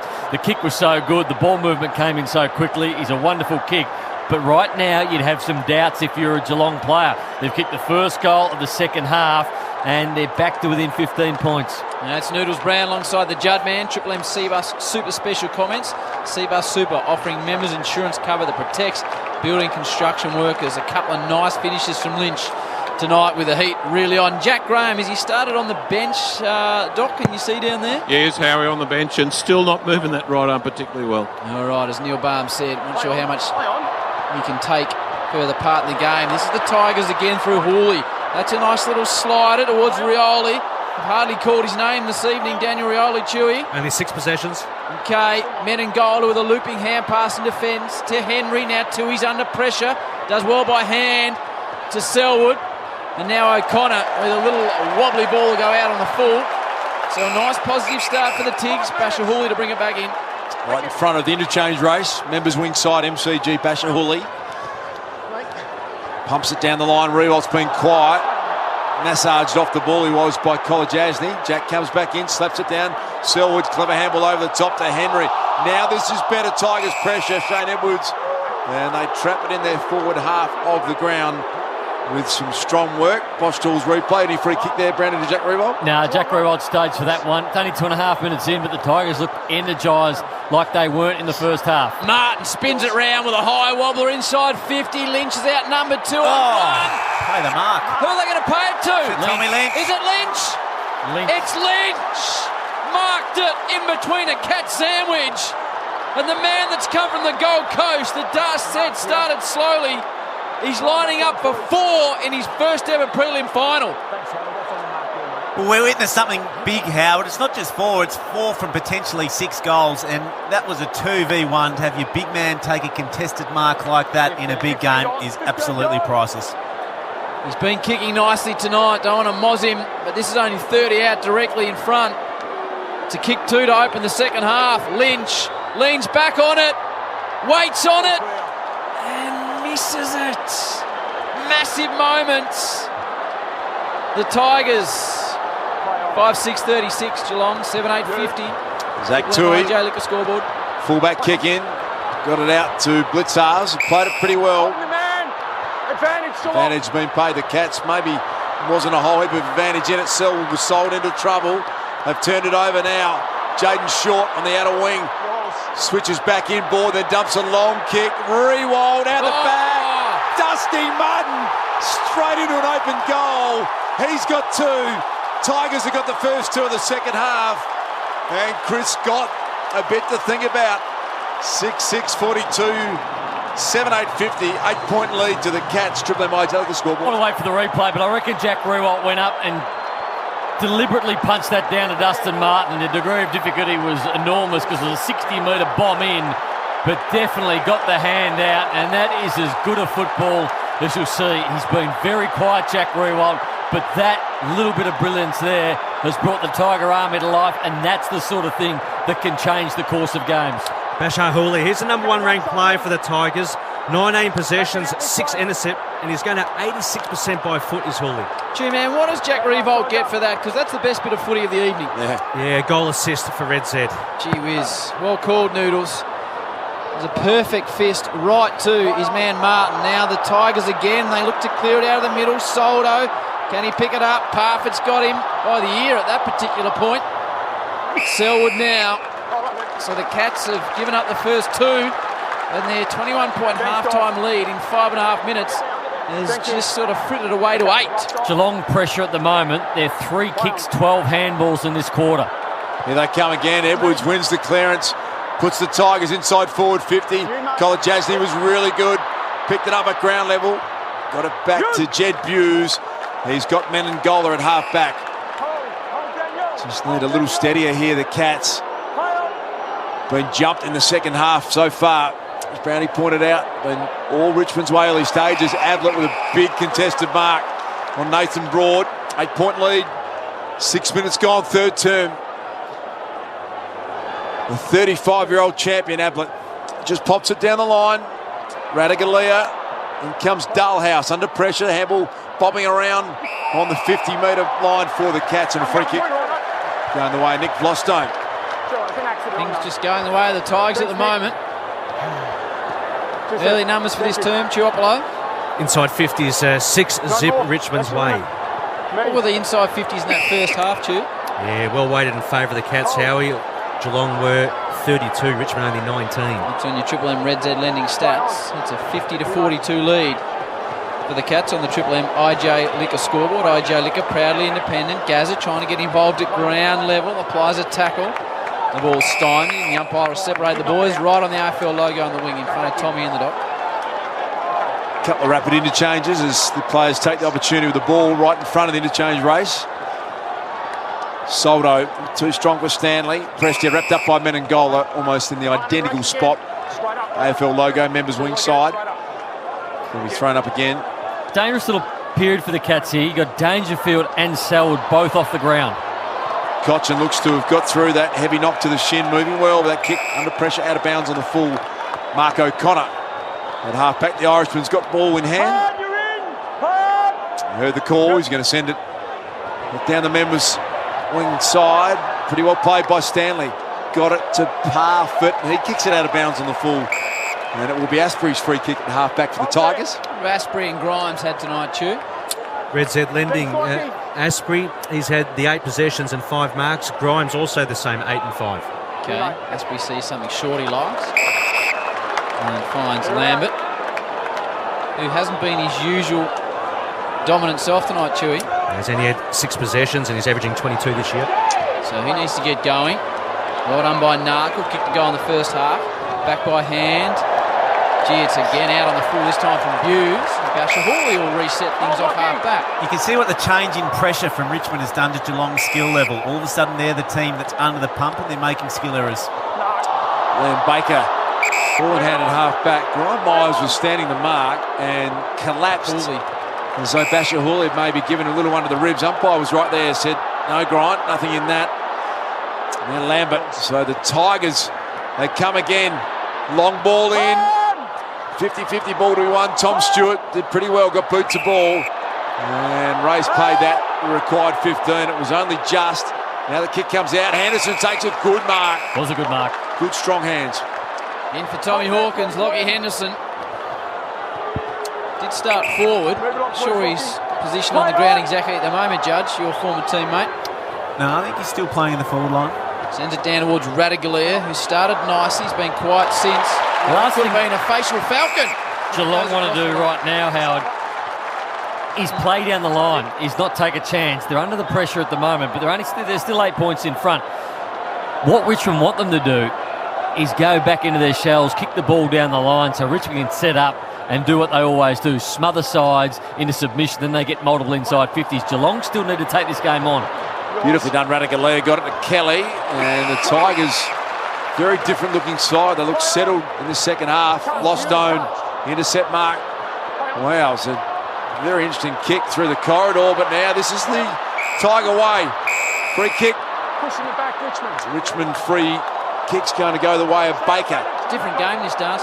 Completely different setup. The Tigers have brought the second half. They've regrouped well. Good courage. Blitzarves went back. Now they go to work. The Tigers' little men inside forward 50. And the brave Jack Graham, who dislocated his shoulder, is going to come up the bottom of that pack. It'll be thrown up inside forward 50 for the Tigers. How does it turn like this? Is it intent? Is it structure? What is it, Juddy? I just think it's intent. I think the first contest you saw Trent Cotchin deliver a brilliant tackle on Reece Stanley, and I think he set the scene and the rest of the players have fallen in line. Gee, man, there hadn't been much footy of recent times for the Tigs. No, they've only played the one game inside the past 26 days prior to this evening. Okay, you likened it to coming back from holidays at the refrigerator company and starting a bit slow first week back Well, too. in our industry, you feel a bit sluggish when you've had a bit of time off. Okay, Kelly does well on the wing. I think it should pay you back late in the game though, Howie. I think perhaps your arousal level's not where it needs to be at the start, but it should produce benefits later on in the game. Okay. Tim Kelly, what's he had, 2 men? Tim Kelly, 21 touches, 2 goals. Down the line, Parfitt scrambles a kick further forward. Ablett handles over the top. Guthrie, they've got inside 50 now. Little one to Atkins. Can he spin out of trouble? Well tackled down there by Cotchin. Now Narkle involved. The pressure's gone up big time in this prelim final. Liam Baker got it from Cotchin. Parfitt got him. That's some really hard footy. And Brandon Parfitt, big play. Gets it moving, long kick down the line. They want Radagalier, they want a contest, but the intercept mark has been taken. Last line of defence by Asprey. A few more defensive marks being taken as well. And Judge, is that just the pressure downfield that they're being applied? Richmond are putting Geelong under a lot of pressure, and as a result, they're just having to bang the ball forward more often. It's a Triple M Seabar Super Special comments. You got Juddy and Noodles. Nice little period for Geelong. They're getting hands on the footy, but the kick there just bumbles its way across the line, just in attack the Cats. We're having a look at Basher Hooley on Brian Myers on the Triple M Bosch Tools replay. Didn't seem to be much in it for mine. No, professional power tools, measuring tools and accessories. Well, the umpire saw it and didn't pay a free kick. Boundary throw in, half forward, out of side. Cats in attack. Nankervis clean possession. Radagalier got him. But they've changed the rule, Duke. It's an interesting one because he grabbed the ball out of the air in the ruck contest, but he did have his arms free. So hard to say he didn't have some sort of prior possession there. Yeah, the rule changes there, Juddy, but that just looked cold holding the ball for mine, didn't it? Cotchin stepped up his play, so too Dusty, sprinting through the wing area, kicking to half forward. He wanted Lynch, miscued, and might have popped that one out of bounds on the full Geelong free kick at half back. Noodles picked this early with Dusty. He has kicked the ball atrociously tonight. Like a donkey. I've never seen him kick the ball like this before. What's he going at efficiency-wise, Chuoplo? 42% from his 12 kicks. What's he normally roll at? Yeah, Dustin Martin usually goes at 54. Okay, so he's down 12%. According to Chewy's numbers, which are always the numbers reflective of what's happening. That's Narkle. He's had a couple of attempts at it. Now the Tigers fans want the 50 for not giving it back the right way. Gee, that free kick in the wash-up might be vitally important, where Dangerfield got the 50 on half-time and kicked the goal. Lynch makes a good marking contest. Comes out towards Lambert. He just spins it around the corner. Revolt being quiet. O'Connor delays the hand pass. Now to Menengola. DeLong piercing ball to Lockie Henderson. Does well. Yeah, got rid of Baker, the big man, and then that's a good sweeping handball to Brian Myers in the corridor. Myers has got a man out the back. Jed Hughes has pushed forward. In front was Dangerfield, but the Tiger defence, superb. Basher Hawley couldn't have played that any better, the All-Australian. He has been brilliant to Cotchin down the line. Caddy steps in front. Here come the Tigers. Lynch out the back, in good shape. Kick was poor from Caddy, really poor. Out of bounds on the full, I think. It is. Cats free kick. Tom Stewart's got it. What about Basher Hooley off half back there, Dars? He's been superb. The Cats need some big game players to stand up right now. They're 8 points in front, but right now you'd have to look at it. Huge Marcus Stanley. He's one player that needs to stand up. You'd have to say right now the Tigers look like favourites in this game the way they're playing right now in this third quarter. So Geelong need their big game players to stand up and make a statement right now. 10 and change to go before three-quarter time. And it's an 8-point lead to the Cats. They led by 21 at the main break. Only 2 goals for the term. Lynch and Martin, his third, and Martin's second. Stanley, AFL logo on the wing. Next goal, so important in this game. Soldo affects the spoil.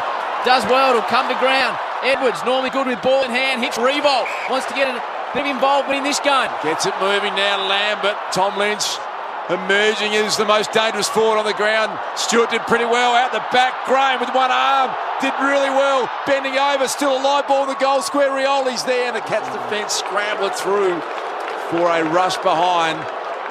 And that takes the score to just a 7-point lead to the Cats. 15 gone third term. Triple M hijack a scoreboard. Oh, he's going to be under the pump.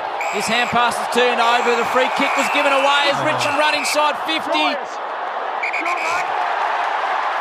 Free kick going the way of Geelong. the Cats. There's about 6 whistles being blown. The Tigers still think they're having a shot directly in front. Ray wasn't happy with that amount of whistles being blown. He wants another 50 there, Ray. It was a good call, though. Ryan Myers did get pushed in the back by Bolton after he got rid of the ball. So good call by Ray. Poor kick from Myers, puts his skipper under pressure. Now the Tigers are hunting in numbers. Bolton, inside-out kick, inside 50. Oh, that's a big grab. Was that Castagna? In between 2 Cats. And Castagna can line up for his second to narrow it to a 1-point margin. And this is why we love a prelim final. We love it, Howie. We love it. And you dare say he'll play on from here, Duke. He'll do the Stevie J, I reckon. Not enamoured with taking regular set shots, but there we go. He plays on now. Castagna hooks it, bends it, swings it, kicks it. 2 to Georgie Boy Castagna. And the Tigers are rolling at the G. 50 to 49 the way of Geelong. Oh, this is absolutely fantastic now. It was a brilliant goal, wasn't it? I think it's the game of the year, what I've seen so far, Howie, and it's the contested marks of Richmond that are doing damage inside their forward 50 window. Lynch has been dominant there. Castagna there with a 2v1 contested mark. The other thing they're doing is they're dominating the inside 50s in this quarter. Richmond have had 12 to Geelong's 4. It started with their pressure. It started with their captain, Trent Cotchin, at the first bounce in this third quarter, and it's flowed on since there. Like Nate Brown said, Geelong need their leaders to stand up now. They need Paddy Dangerfield. They need Joel Selwood, Tim Kelly, the guys that were so dominant in the first half. They need to lead the way here for Geelong. 21-point half-time lead. The Tigers kicked the first 3 goals of this second half. We're back to a 1-point lead to Geelong. Soldo threw it over his head. The press here managed to work Narkle underneath it. Here they come again, the Tigers. All sorts of pressure for the Cats' defence. Rioli snapping. Might have been partially smothered. Back there is Harry Taylor. And he worked it pretty well to Zach Tui. Short one, though, wasn't marked. So sock it off the ground. Caddy got it to the goal square. Harry Taylor was the man back there. Dumps it out of half-back. Trying to crash his way through Atkins. Selwood and everything. Look at the pressure the Tigers are putting on everywhere. Myers to Narkle. Can Narkle get through? No, he can't. Cotchin stops him coming back the other way. Edwards ducks, dives, goes on the right, opens up a bit of space. The Tigers have got numbers. They're going to load again inside 50. Preshner's got space in a game where there's not much of it. Goes to the top of the square. Free kick. Oh. It's gone the way of the Tigers. Lynch marked it anyway. And Tommy's going to go back and line up his 4th from 20 out. They're irresistible at the moment. Irresistible at the moment, the Tigers. And right now, Geelong are just making little errors that they weren't making in the first half. Brian Myers misses a kick down here. Zach Tui puts one at somebody's feet down there. The missed handball to Brian Myers over the other side. They weren't making those mistakes. Richmond's pressure has lifted, yes, but Geelong aren't handling the lift in pressure. We saw Mason Cox etch his name into the Collingwood books last year with a big prelim. Tom Lynch is doing the same from 20 out directly in front. Tom Lynch has got 4, and the Tigers, they're in front. Richmond 8-7-55. Geelong 7-8-50. 5-point lead to the Tigers on the Triple M IJ Liquor scoreboard. IJ Liquor, proudly independent. We're witnessing a big game, Nate Brown, from Tom Lynch, and we've mentioned about Geelong needing their leaders to respond now. They've had Paddy Dangerfield forward for the last 15 minutes. Richmond have dominated position on the ground by winning clearances, getting their hands on first. What's Dangerfield had this quarter, Two-Man? He's only had the one possession for Red Zed. They've put him back in the centre square now. Not a minute too late. They need him to get his hands on the ball if they're to answer now. What about this from the Tigers? 4 unanswered goals. They lead this match. Half time, you thought the Cats, if they got a good start again, might have been one of the upsets of the year. Now they have to respond. As Juddy said, really important centre bounce coming out. Feel like they desperately have to kick the next goal. Soldo, Martin on the fly. Can he trap the ball? Oh, what a tackle from behind. Dangerfield did really well. Free kick's been picked out. Going the Cats' way at centre-half back. And the big man, Reece Stanley's got it. Stanley comes to the member side. He's got Collar Jasny, marks in front of Martin. Now Geelong need the possession game. Inside 50s for this quarter, Chew. In favour of Richmond, they're leading it 15-4, Howie. That's on your Red Z lending stats. Blitzarves. Got the hair up. The number 46, just taking time out of the game. He's forced to kick straight down the line, really tight to the boundary line in the end towards Ratugolea. And even if a mark had been taken, it would have been a tight angle, but the Tigers defenders are starting to really swamp the Cats inside 50 now, and it's punched across the line. Boundary thrown inside forward 50. The Cats, they trail now by 5 points. 20 and a half minutes gone in the third quarter. All important next goal. Selwood, what a champion that man is. 30th final tonight, 4th in history to do it. Myers, free kick. Cats are going to get it. The little man, Brian Myers. There's a Richmond player down, Nathan Broad. Did you see it, Browning? No, I think it was just a clash of heads with Brian Myers coming in, maybe right there at the end. Friendly fire, the hip of Jaden Short, I reckon it might have been. Then he copped a knee on the way down for good measure. But Brian Myers, as good as he was in the first half, he's been one of the players that's been susceptible under pressure in this third quarter. He's made at least 3 errors. Now a huge chance to kick a goal and get his side back in front, but he might be knocked out, Broad. He copped it in the hip and then on the way down copped the knee as well. Yeah, accidental knee at the end might have been the one from Harford, and he's coming off the ground, Nathan Broad. We might get down to Tommy Brown in the dock. Had the job on Gary Ablett most of the night. Yeah, he looks pretty groggy down there, Tommy. He's walking unassisted now, just with a little bit of help from the doctor. Dr. Rowan White, what do you make of that? Yeah, no doubt a serious head knock, and Nathan Broad looking pretty dazed at the moment. Coming off with Dr. Greg Hickey, and just looking at the vision, I don't think he'll be taking too much part in the rest of this game, Tom. There you go, Dr. Rowan White saying that might be the night over for Nathan Broad. He looks very, very wobbly on his feet as he comes off assisted off the ground. And we said this next goal was going to be big. Brian Myers, first year, pick 57, the 2017 draft. He was a Rising Star nomination in round 8. And he's kicked 26 goals in his 24 games. Already got 2 tonight. This unusual Matty Suckling style kick where he runs out wide and then tries to bend it across his body, and he's missed. So the Cats get their first score of the second half. They go to 7-9-51, 8-7-55, 4-point lead on the Triple M Liga scoreboard to the Tigers. Almost a rugby league conversion. Yeah. Sort of angle that he attacks the footy at now. The Tigers, they're irrepressible running through the outer wing of the MCG. Bolton got a man further by hand. That's Lambert. This is great transition towards Lynch. He's out the back, Tommy Lynch. Menengola goes to ground. Rioli hasn't been a factor so far. So far, I say Stewart repels out of defence and does well to hit Parfitt Noodles. A huge win from Menengola. There was a goal written all over that for Richmond on that occasion.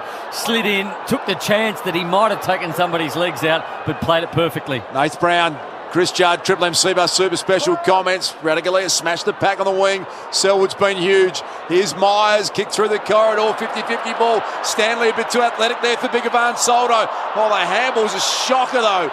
Missed the 2-metre handball by 2 metres, if that makes sense, and turned it over to Baker. Here come the Tigers the other way. Oh no, Jack Henry's dropped the mark. His opponent's Lynch. O'Connor ran Lynch down. Two massive plays in a row, and the Irishman saved the day. Deep in defence, what a play. Now Tui's got a few problems as well. He ducks and dives, should get out of trouble. The Monopoly game at Macca's is back, bigger and better than ever. Visit maccasplay.com.au for full terms as the ball's across the line. They need to take a big deep breath here, the Cats. Too many mistakes. You got Reece Stanley, that handball in the middle. You described it well, Duke. And then on that occasion, just an easy mark by Henry dropped. The voice has got to get around. Chris Scott's got to get the runner out. They've got to get some sort of communication out there to calm down. It is a 4-point ball game. The way they're playing, they may as well be 5 goals down. Where's Nathan Brown with that head knock, Tom Brown? Nathan Broad, sorry. He was just getting assessed on the bench before, but he went down to the room, so it's just getting assessed down there at the moment, Howie. Okay, Zach Tui under pressure. Dusty can't keep it in. So the ball's just in the attack 50 for the Tigers. They've kicked the only 4 goals of the term. Lynch has got 4 for the match. They've overturned a 21-point half-time deficit, the Tigers. They lead it by 4 points, and we've got 3 and change to go before the final break. Boundary throw in on the forward 50 arc for the Tigers. Big minutes these coming up, as Howie said, just under 4 minutes remaining. Nankervis over the top. Prestia on the bottom. Red Z lending dust. So Geelong's play on percentage in the first half was 33%. In this quarter, it's only going at 13. They lost a bit of their courage, haven't they, Truman? It's a good stat that you brought up, as always, on the Red Zeds. Long down the line, Kelly, Radicalia. It's a really good mark in front of Asprey. Can they get one moving now? They, as Truman pointed out, very, very timely. Slow play is what they're going with at the moment. They could have moved that a bit quicker. Henderson got rid of his man. Opens it up for Ablett. Got a shocking bounce, Gazza. Had to go back and find it. Tigers' numbers there. The strength of Ablett. Merged with the footy. Selwood in there. Dumping tackle. Dullhouse. Kelly. They won the ball off the side of the boot. Pushing forward. Stewart fisted away from that man. Now the Tigers' defence supreme. And they get a bit of relief. Geez, Bashahuli's having some game. Colin Jasney's been paid the mark. It was a fair call. Tigers supporters outnumbering Cat supporters here tonight. Colin Jasney, the number 8. A little chipper inside 50. Soldo. Grimes tapped away from him. Now Short arrives on the scene, deep in defence. Vlosten. Now Castagna is away. Gee, there's been some shank kicks this afternoon. Dusty tries to get rid of Henry. Ball bounces. Dusty goes again. Gets rid of it. Wants to extract it. Dusty Martin with pure muscles and strength gets out of that one. Jack Rewell tried to slap it on. Now Castagna, look at the leg speed. Through to Lynch, wobbled, and he took the mark.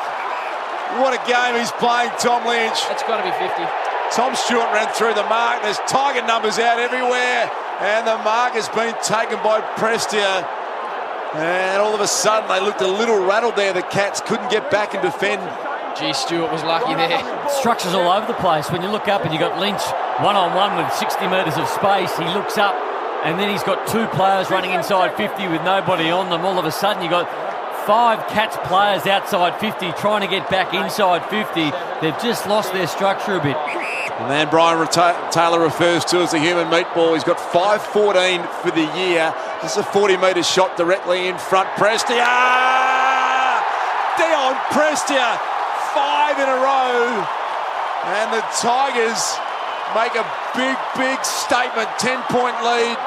Minute 28 remaining until three-quarter time. Triple M Jalika scoreboard. Well, the messier this game's got, the better Richmond have looked. The first half, we commented a lot about Geelong changing the angles, getting the ball to the fat side, moving the ball in a clean fashion. But this quarter, it's been a messy game of football. Richmond's pressure's been off the charts. They've just been getting the ball in their boot, banging it forward, whether by foot or by hand. And since the game turned into that style of game, Richmond have dominated. They're the best wet weather team in the competition. Even though it's dry conditions, this game's turning into an ugly, high-pressure, wet-style game. And since that's happened, Richmond are dominating. Still 23 degrees here at the MCG, Juddy, and you thought the long break and the few games for the Tigers, they'd start to be paid off in spades late in the game? It will, but you've got to weigh that up now against the 2 injuries that Richmond are carrying and the fact that they're bringing in 2 ruckmen into this game, so they're down a runner already. So it's going to be interesting to see how that pans out. So that's Broad with Wing, who's battled on extremely bravely, and Broad, who could potentially be concussed. No sign of him in the last few minutes. Doc and Brownie. Bob Jones. Yeah, Nathan Brown's still down. Nathan Broad still down the room's getting assessed and having the concussion test, Howie. Okay, thank you. Buse on the outer side, battling with Bolton, wants the boundary line. Did he really want the boundary line? The umpire said that's okay. Gee, the Tiger fans, who half an hour ago were very quiet, have they lifted, Judge? Absolutely. They're right behind their team, and so they should be. They kicked the last 5 goals, got a 10-point lead, minute, 10 seconds remaining till three-quarter time.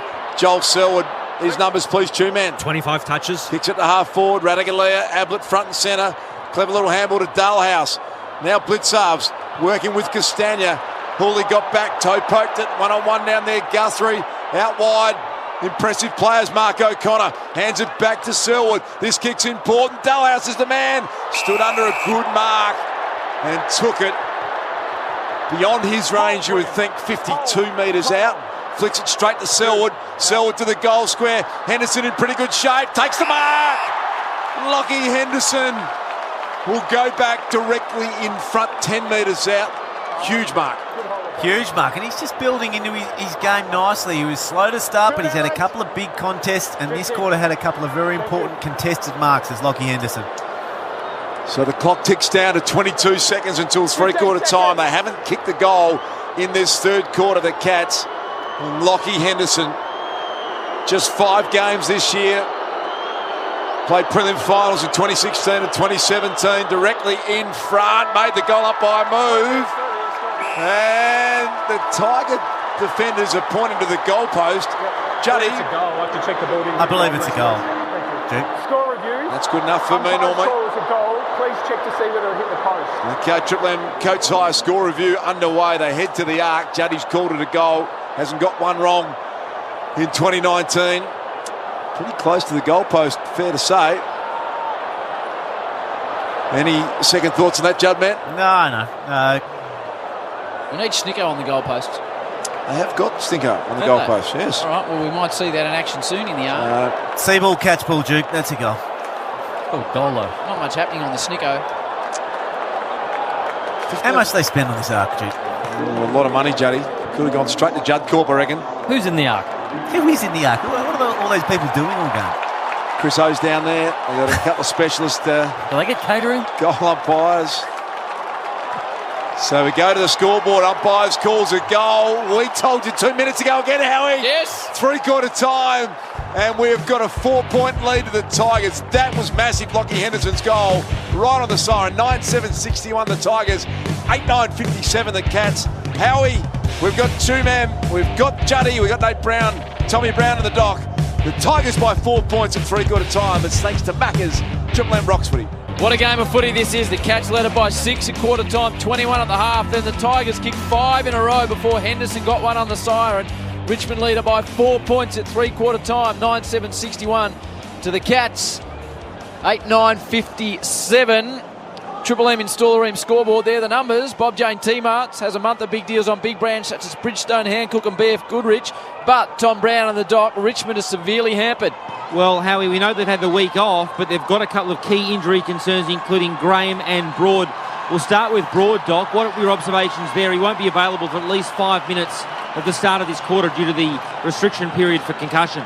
Yeah, certainly a nasty head knock, 20 minutes into that third quarter, so he needs 20 minutes to recover in total time.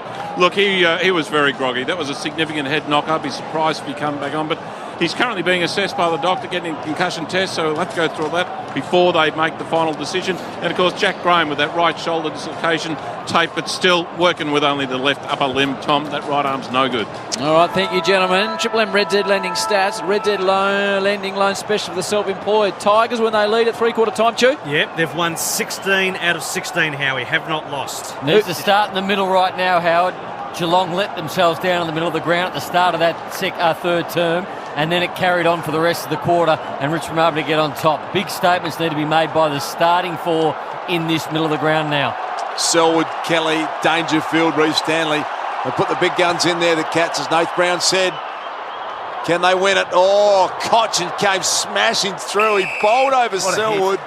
It was brilliant, Juddy. It was just sort of head-first stuff, just charged front on into Selwood's side and cannoned him to the ground. Brilliant stuff by the skipper. Jeez, it's been awesome, Trent Cochin. He's moulded his game into that sort of stuff. So team first, brave and tough. Down the line, Blitzarve, start on the wing. Here's Cochin again, kamikaze style going up the ball. Bashahuli's been big two-man tonight at half-back. He has 24 touches. All Australian at 31 years of age, boundary throwing on the great Southern Stand wing side. 4-point lead to the Tigers, 37 seconds into the last quarter. Two-man saying 90 plus in the house. You'd expect similar numbers tomorrow for the preliminary final. Saturday rub from midday, then a full build-up to that game between Collingwood and the Giants. Was a throw up by says play on Dangerfield. Quite a third term. Sends the ball forward, gets through Bashahouli and through Dalhouse and across the boundary. Bob Jane teammates, Tommy Brown. Howie, apart from being one of the finest scanners in the state, Dr. Owen White's a very good reader of body language. What do you think of Broad and the doctor? Yeah, the doctor said no go. Looks like he may not take any further part in the game. Got a blood rule situation here. Umpire Ray Chamberlain all over it. Doc, And if the Tigers got through Broad, what would that mean relating to next week? Well, we'd have to see how he pulls up through the week, Howie. He will have further concussion testing through the week. If he passes them, well, he could be available. Big Ivan's got a nice chunk taken out of his chin. And it's the back of Joel Selwood's head. No surprise in that. That's got a divot out of it as well. He finds a way to bleed, Joel Selwood, doesn't he? Every week. Let's get down to Tommy Brown. Yeah, the update is that Broad's taking his boots off in the room. So, as per the doctor's diagnosis, out for the night. Bob Jane teammates, Tommy Brown, Dr. Owen White down there at ground level. What about this prelim final? It's 4 points the difference. Tigers with a lead. Richmond free kick at half-back against the little champ Gary Ablett. And it'll be Josh Caddy to take the ball. And Doc, is there anything Broad could be doing in the change rooms now to try and get that preparation the best chance possible to get up? Well, after the concussion, what you got to do is keep down any stimulation. So just get into a darkened room, get away from the noise, just try to rest and take it very, very easy for the rest of tonight, tomorrow, to get himself right for next week. So low key for Nate Broad. As the ball spins out to the outer side. First goal, all important. Selwood trying to will his way into the contest. Ray's got him holding the ball though. So it's in the hands of Dusty Martin, who quickly flick passes to Prestia, who applied the tackle. Kicked a big goal in the last term with the former Gold Coast Sun. Points downfield and drops the ball that way. It'll land on the half-forward flank. Lynch has kicked 4. Hitting the ball with speed is Edwards. Sends it forward. Upcoming goal for Lambert and the Tigers. Richmond with the first blow in the final term. 10-7-67. A 10-point lead over the Cats. 8-9-57 on the Triple M Installer Ream scoreboard. Solar continuous flow and storage hot water. Ream, she's Australia's favourite. It used to be called cheating when you ran forward before your team had won the ball, Nate Brown, but now it's smart footy, and rightly so, because Kane Lambert did it before Shane Edwards had officially won that ball. He read the play earlier, took a risk. He knew that if Richmond didn't win it, they had cover behind the ball. And fortune favours the brave. He gets an uncontested goal, 5 metres out. So smart play there by Kane Lambert and the Richmond Footy Club. Yeah, they strike the first blow, the Tigers. 10-point margin. Just under 4 minutes gone in this final term. Now back over to you, Geelong. Can you fight back with the next one? Stanley slapped it forward. Cochin supreme. Tackled by Dangerfield. Managed to get it to Edwards. Sold a bit of canny and then executed it beautifully to Bashahouli. Playing a big prelim final. Lynch backing back with a flight. No mark paid. Second attempt. Rewalt's been quiet. Slapped it forward. Tommy Stewart is the man there, and he'll get it across to Henry, and the Cats will get it out of half-back. Oh, momentarily, because Henry's coughed it up out of bounds on the full. Good pressure from Rewalt. That's Gary Ablett standing the mark. The Tigers through Ellis with a high ball inside 50. Blitzarves drops what he should have taken. Martin's in a dangerous position. Martin hooks it, doesn't get enough bend on it. Gee, these are big moments here. It's an 11-point lead now to the Tigers on the Triple M Installer Ream scoreboard. Solar continuous flow and storage. Hot water Ream's Australia's favourite. Got to attack here, the Cats. They can't go back into their shell. 10 points, it's not a lot. It's 2 goals. Very quick to turn around. But if they go back into their shells and don't play on, what was the stat you gave us, Ash? They just stopped playing on? Yeah, 33% the first half, only 13 in the second half. We'll get rolling here. Tim Kelly's got Luke Dalhouse down the line and get it to half forward. Lukey Dalhouse was confronted by Grimes and the boundary thrown half forward. Cats attack into the punt right end of the MCG. They trail now by 11 points, early stages in the final term. That's on the Triple M Installer Room scoreboard. 68-57. The Monopoly game at Macca's is back and bigger than ever. Visit maccasplay.com.au for full terms. It's the Tigers leading after the Cats led by 21 points at half-time. Gee, that's a courageous mark from Hooley. He won't be far from the votes tonight. You wouldn't imagine Basher Hooley. Now comes out towards Lambert. Blitzarves. Lambert does well. Picked his pocket though. It was Blitzarves on the way back. Can he hit a target inside 50? Lockie Henderson clean bowls him on the dive. Now Grimes. Tigers with a bit of space in defence. Short's not sure which way to go, so he comes back to the near side. Blitzarves can't take the mark. The Cats will come again. Atkins shoves one tackle, gets away from it. Little Piercer is really clever from Atkins and hits Tim Kelly, who kicked 2 in the first half. He's had a big evening, and Kelly will line up for his third from about 48 metres out. And as skillful a player as there is in the competition, Tim Kelly, well within his range, he's going to kick it from within the 50. You don't want to put the mock on him, but hard to see him missing this one. It's currently an 11-point margin. Tim Kelly from 49 metres for his third. The superstar Cat has snuck it home. Geelong won't go away. Richmond 10-8-68. The Cats 9-9-63. 5-point margin. Not a lot of excitement amongst the Geelong players as that one goes through on the Triple M Installer Room scoreboard. If I'm Reece Stanley now, Duke, as a ruckman, I'd be saying this is my time. This is my time to stand up for my footy club. I'm playing against a ruckman who's bigger than me, probably stronger than me. He's a premiership player, Big Nan Curvis, but my side needs me. I've got really good players at my ground level. I've got Guthrie, I've got Selwood and Dangerfield and these guys, but what I need to do is compete and be the leader. I need to make a statement right now. Yeah, well said. Triple M Seabus Super special comments. Nath Brown, Chris Judd. Seabus Super offering members insurance cover that protects building and construction workers. And Reece Stanley is the man they need.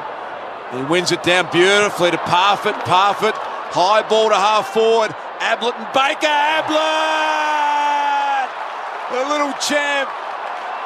Speaking about standing up, how good was that? And it was brave, wasn't it? The ball hung in the air for a long time. He didn't know what was coming behind him, Gary Ablett, but he kept his eye on the ball and took a really important mark. Good tap from Stanley too, straight down to Parfitt. Gary Ablett Senior watching on, 345th game. He's averaged 20 disposals and a goal and a half a game this year at 35 years of age. Has he got another moment in him? Gazza to the edge of the goal line, and it's easily fisted through for a minor score. 5-point lead to the Tigers. Triple M Installer Room scoreboard. 68-64. The Tigers called to play on. It's left Geelong in the last few moments that have looked like they've steadied. Baker off half-back with a Piercer who's really good. It's been a great transition to Castagna. Get it and go, Georgie. Get it and go. Takes his time now.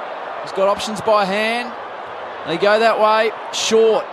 Floats the ball inside 50. It's not good. Clean bowl Zach Tui though. Dangerous ball at ground levels. Blitzarves good. Narkle wants to go across the face of goal. Puts a lot of hang time on the ball. Bounce all important. It's going the way of the Tigers. Hooley, one of the Tigers' best. Can he hit a target? Great spoil late by the Cats defenders. I think it was Dal House who arrived on the scene. The Tigers will come again though. Dusty wants a crack at goal. Comes out towards another Tiger. Lands at 10 from home. But Menengola saves the day. Sure does, Sam Menengola. A little handball there from Reece Stanley that missed the target. It was nearly really costly. This is Ablett now. Half-back. We're looking down the Great Southern Stand wing side. What a prelim final. 9.5 minutes into the final quarter. It's a 4-point game. One-on-one contest and the mark taken out there. Beautifully done, Jack Henry. Former decathlete, this young man. Again, they go straight down the line. Ratugolea managed to stick one hand at it. Got it down there. The Tigers win it. Shea Bolton's got it. Sends it to half forward. Good mark taken out there by Caddy. Streaming further forward. There was a short one onto Graham. As we know, he's just got the one arm, and Jack Rewalt's hardly been sighted. And he was always going to bob up at some stage in the game. True man, Jack Rewalt took us through his night so far. Well, this will be his first kick. He's had 2 handballs, and that was mark number 3. Sava Ratugolea coming off. He looks a little bit winged himself. We'll check in with Tommy Brown in the dock, but Jack Riewoldt is one of those type of players, never ever out of it. Just the 10 games, had wrist and PCL knee injuries so far this year. Straight down into the race goes Radicalee. We'll get back to the moment. Roll, Riewoldt missed it. Jeez, you would have backed him from there. So a minor score, margin back out to 5 points. The Tigers on the Triple M install the Ream scoreboard. Let's go down to Doc, Tommy Brown. Radically went straight down the room, as you mentioned, Darcy. Didn't look in pain with his left wrist, Doc. What do you make of it? Yeah, look, good news. Only down with a physio, so I expect just some strapping and we'll see him shortly. Yeah, looked to be a wrist issue on the Triple M Bosch Tools replay screen. Good, better Bosch. Professional power tools, measuring tools and accessory. Gazza given an extraordinary amount of time to get rid of the footy. In the end, he was able to do so. Gee, would have had Riewoldt in the book there. Now the Cats massage the ball forward. Lucky bounce. Kelly gets away from him. Well done by Ellis. Started the game well, finishing it well. Prestia runs through the middle of the MCG. Wobbles the ball forward. There's been that many floaters this afternoon. It's effective though to Caddy. Puts the afterburners on. Gets round Parfitt. Sends a long ball inside Lynch. 50. Martin and Lynch. Dusty provided the shepherd and Big Tommy gobbled it up. And this man, who is announcing himself tonight, Juddy, on one of the biggest stages of the season, is lining up for his fifth. He's just been brilliant, hasn't he? He's been the difference so far. There's plenty left in this game to go at this stage, but his ability to take contested marks in Richmond's Who was on him? has been the difference. No one, Nate. No, it was 2v1, wasn't it? Him and Dusty onto the one Geelong player. Lynch for a handful from 30 out. Tommy's got 5. The Tiger Army are up. And they lead it by 11 points, Richmond. 11-9-75 to 9-10-64. Still 11:48 to go, but Tom Lynch on the Triple M Installer Ream scoreboard has kicked 5 big boys. 5 goals and 5 marks inside the 50-metre arc. Just that bounce, it's a game of inches as we know. Tim Kelly, if that bounce had suited him on the 50-metre line, he had 2 players over the top and it could have been a Geelong goal. Just goes the other way. They go down the other end and not sure where the Geelong defenders were. They're out of position because Tom Lynch and Dustin Martin on one player, which was Jack Henry. There was always going to be a raffle to see who got it, and Tom Lynch has been the match winner. 61st goal for the year, Tom Lynch, 5th for the night. What a return. His first season as a Tiger, barely trained pre-season. They have recruited superbly to get hold of that man, Kelly. Can they respond again? Meningola's been good. Guthrie trying to work it forward. Basher Hooley's been outstanding. Squeezes it out wide. Rioli's been very quiet. Now this is Jaden Short. And he goes to Castagna. Tigers are rolling. Castagna gets it moving. Where's Lynch? Where's Riewoldt? Riewoldt to get it. Dropped into a nice hole there, Jack. Left forward pocket for about 35 metres out. It's the runaround Stevie J style snap here, Judman. And he's right on the boundary, but I reckon take your set shot, don't pass it off, take your 30 seconds. Even if you miss, give your defenders a chance to set up behind the ball. They're at the stage now where they need to start playing conservative footy, the Tigers. Won't be happy with his last miss, Jack Riewoldt. Much easier shot, but these are the ones he's very clever at kicking. Right foot snap. Listen to the Tiger Army.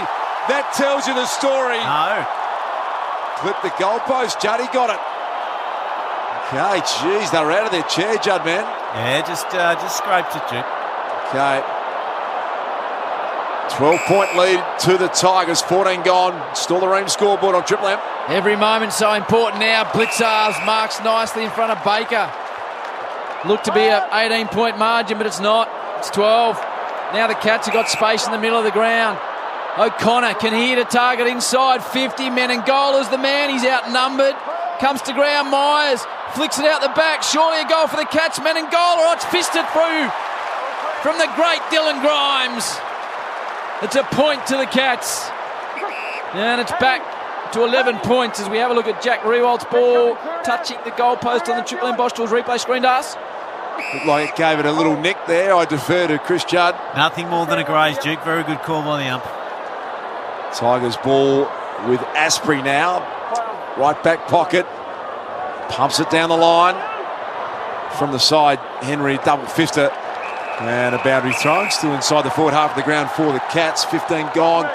Final term. Two-man. Dangerfield does only 5 possessions since half-time. Had 19 in the first half. 11-point margin it is. The Tigers in the box seat at the moment. Next goal's massive. Edwards. Oh, the throw. What about Joel Selwood? As courageous as they come, willing himself to find a way with that ball. Short one onto Kelly. Takes the mark. Kelly, his kick 3. What's he had, Red's edge, Stu? 27 disposals. What's Bashar Hooley had tonight? Bashar Hooley, he's had 29 touches, going 80% by foot. Wow, in a game of high pressure. So Harry Taylor marks. Centre half forward. About 3 metres too far out to score. He's a bit undecided, so he chips to the near pocket. Hooley shoved. Oh, big Soldo, who hasn't done much. But he's done well there. Comes in and takes a big mark, the man with a mo. And just get it out of there, big man. Yeah, Van Soldo.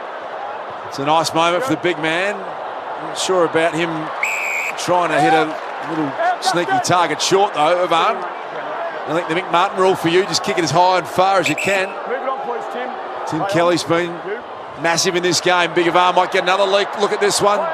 Stanley from the side. Liam Baker scrambles a kick down the line. Lambert confronted by Kelly. Martin worked in the phone box. That was amazingly done, Dusty. The power and the skill and the grace. He opens up the corridor now. Lynch has got the mark inside the centre. The Tigers are flooding through the middle of the MCG. Gives it to Martin. Lynch delays the kick. Hasn't got much forward. Riewoldt did well to get a fist on it. Now there's trouble. Riewoldt to come for a second time. Graham wanted the free kick. Riewoldt stripped to the footy. Good result for the Tigers. It goes across the line. They lead this one by 11 points.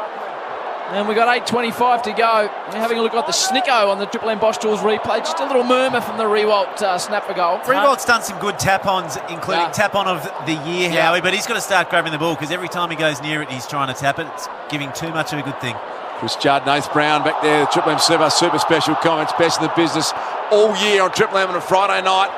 Tigers in good shape here on the wing. They had the numbers around it. Atkins gave a good contest. So did Myers. Atkins goes back in for a second attempt, wrapped up. And umpire Ray Chamberlain says, give it to me. It's time to start taking chances for the Cats. 11 points right now. I can't see them winning this game unless they do something extraordinary. Richmond dominating field play. They're getting the best looks at it. It feels like it probably should be a 4-goal lead to the Tigers at the moment, so the Cats have got to take this game on right now. And here it is, taking it on. Zach Tui's kick was exactly what Nate Brown called for. It was aggressive, and he found Blitzarves on the 45. Blitzarves handball, not sure about that. Sold O'Connor into huge trouble. The Tigers swarm around. Now we've got a loose ball on the outer wing side. And pretty well in the end to wrap it up. Jed Hughes is going to come slingshotting back the other way, Brownie. The amount of times Geelong have kicked inside 50 long in this last quarter, you start to see how much they've missed Tom Hawkins as a target. They've kicked it long time and time again, a couple of times to men in goal. They'd be loved to kick to Tom Hawkins right now. Hughes, touch ball, bangs it inside 50, fist away, Gazza in a dangerous position, can't keep his feet. Baker goes in like a mad dog trying to extract the footy. And the umpire has separated him with the Cats in attack. Which of our boys won special comments during the week at the Media Awards? Was it Juddy or Brownie? Who got up? They might have shared it, the two of them back there, Howie. Okay. I think once you win the Lou Ridge medal, Howie, they don't give you another award the next year on, just as a mark of respect to the other journos. Journos you are now, I said. I reckon my top 5 will be in the next year. Ablett wrapped up in a tackle. They've got to kick the next goal here, the Cats. It's only an 11-point margin, still plenty of time. That's been squeezed out of there by Prestia to the wing. Riewoldt the one-on-one. Jack Henry with him. Jack Henry took it, twisting and turning. Oh, and then coughed up the handball. How brave's Graham been? He's only got one arm out there to Lynch. Now Dusty streaming forward. Hasn't kicked it all that well. That one back in the Lambert direction. Flicked it back to Graham. This is as brave as it gets. Jack Graham with one arm. Can he kick the goal? Misses. And so it's an even 12-point margin. In fact, it's an 11-point margin, 76-65, and we've got 6.5 minutes remaining. Triple M install the Ream scoreboard. You reckon the Tigers are 1 goal away? The Cats, they need the next goal. So important here. Baker in the middle. He's got a bit of space. Pierces a ball. Out the back is Lynch. He's looking for 6. Bolton's pushed off the footy. Menengola by hand to Myers. He's been good in his first prelim. That hooking kick round the corner. He's found Lockie Henderson with space. 12-point margin it is. I was right the first time. Kelly's got it on the wing. They've got to come back through the corridor. Tigers have got a lot of numbers back. Tim Kelly, true man's been huge. Disposal number 30 coming up, along with 3 majors tonight. 6 minutes, 10 seconds remaining in the game. He needs a mark down the line. Brian Myers got the front and centre ball. Well set up back there is little Liam Baker. Here they come running again. Got all the run in their legs at the moment. Jaden Short pops it down the line. Lynch has got 5. He's got the mark on 50. Going to kick it to Jack Rewalt, the goal square. Just a little too short. 2-on-1. Rewalt fights back. Can he keep it in? And he can't in the end. Boundary throw-in. Deep in attack. The Tigers, they lead it by 12 points. Chewy, if it's all square at the end here, 2-goal margin, what happens then, please? We're going to extra time, so it's 5 minutes each way, Howie. Plus time on. All right. McDonald's, Triple M, Rocks footy. When was the last time that happened, Stu? Was it 2007? Bolton, back by hand to Prestia to potentially ice the preliminary final. Dion Prestia take a bow.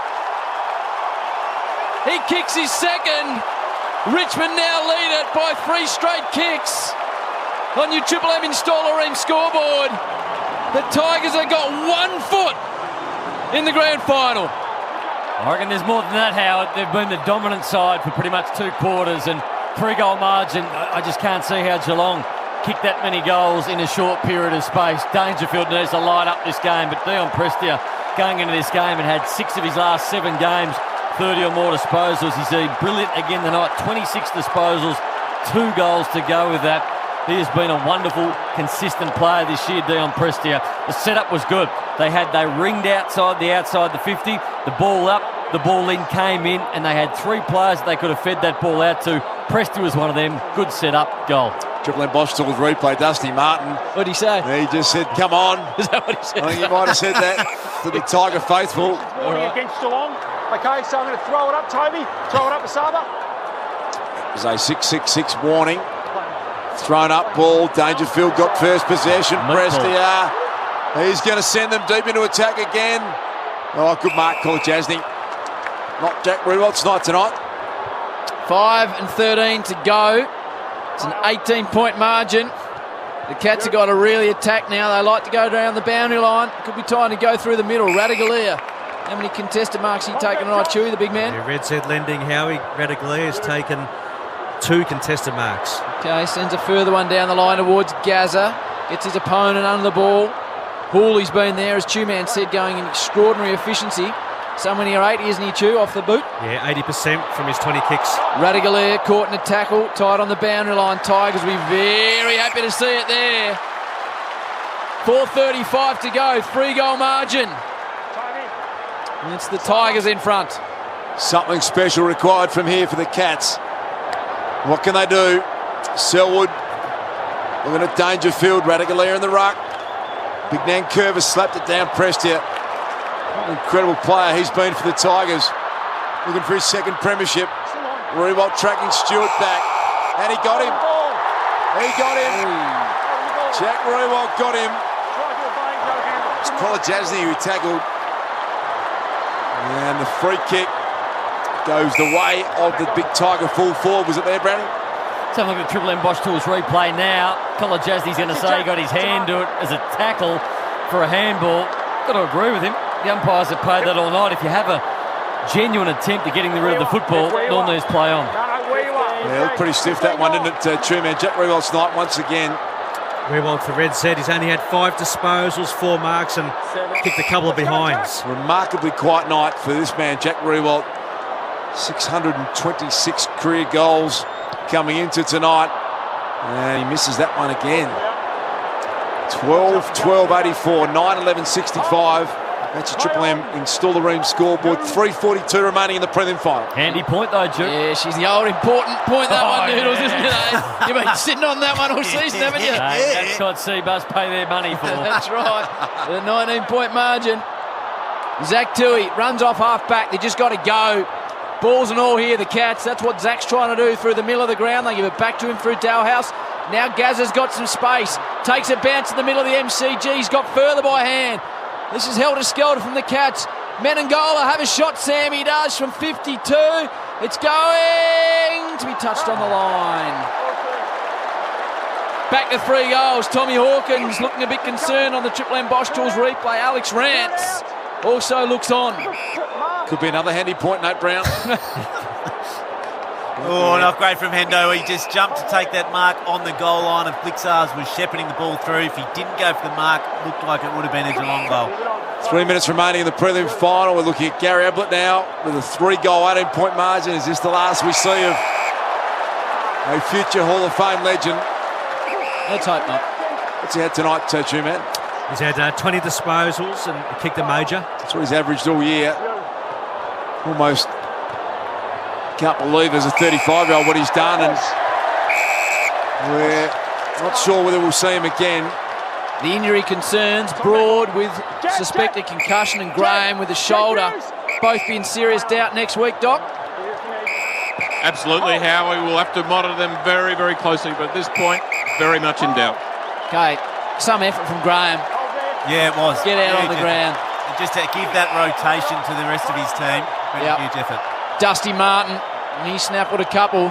Tom Lynch is the story, though. And he's got big fivers, Tommy. Tui. That's an aggressive ball across the line. I don't think it's going to pay off. Free kick the way of the Tigers. Baker. The little man with the rude haircut will line up from 50 metres out. Has he got the legs, Noodles? Just about. Okay. The game's done here. 1:50 to go. It's been a pulsating preliminary final. Baker's taking his time, milking the clock. Dusty wants it in the pocket. He's got a one-on-one. Baker's ignoring it all. He wants the seal up. In the end, he chips towards Dusty. It's an unusual approach. There's a free kick. And it's going the way of the Cats. It was fascinating to watch that. Dusty Martin was screaming at him, just demanding that he kicked it to him. And he did. He did. And Dusty gave away the free kick. He had a shot at goal. Not going to matter, though. Cats have been brave.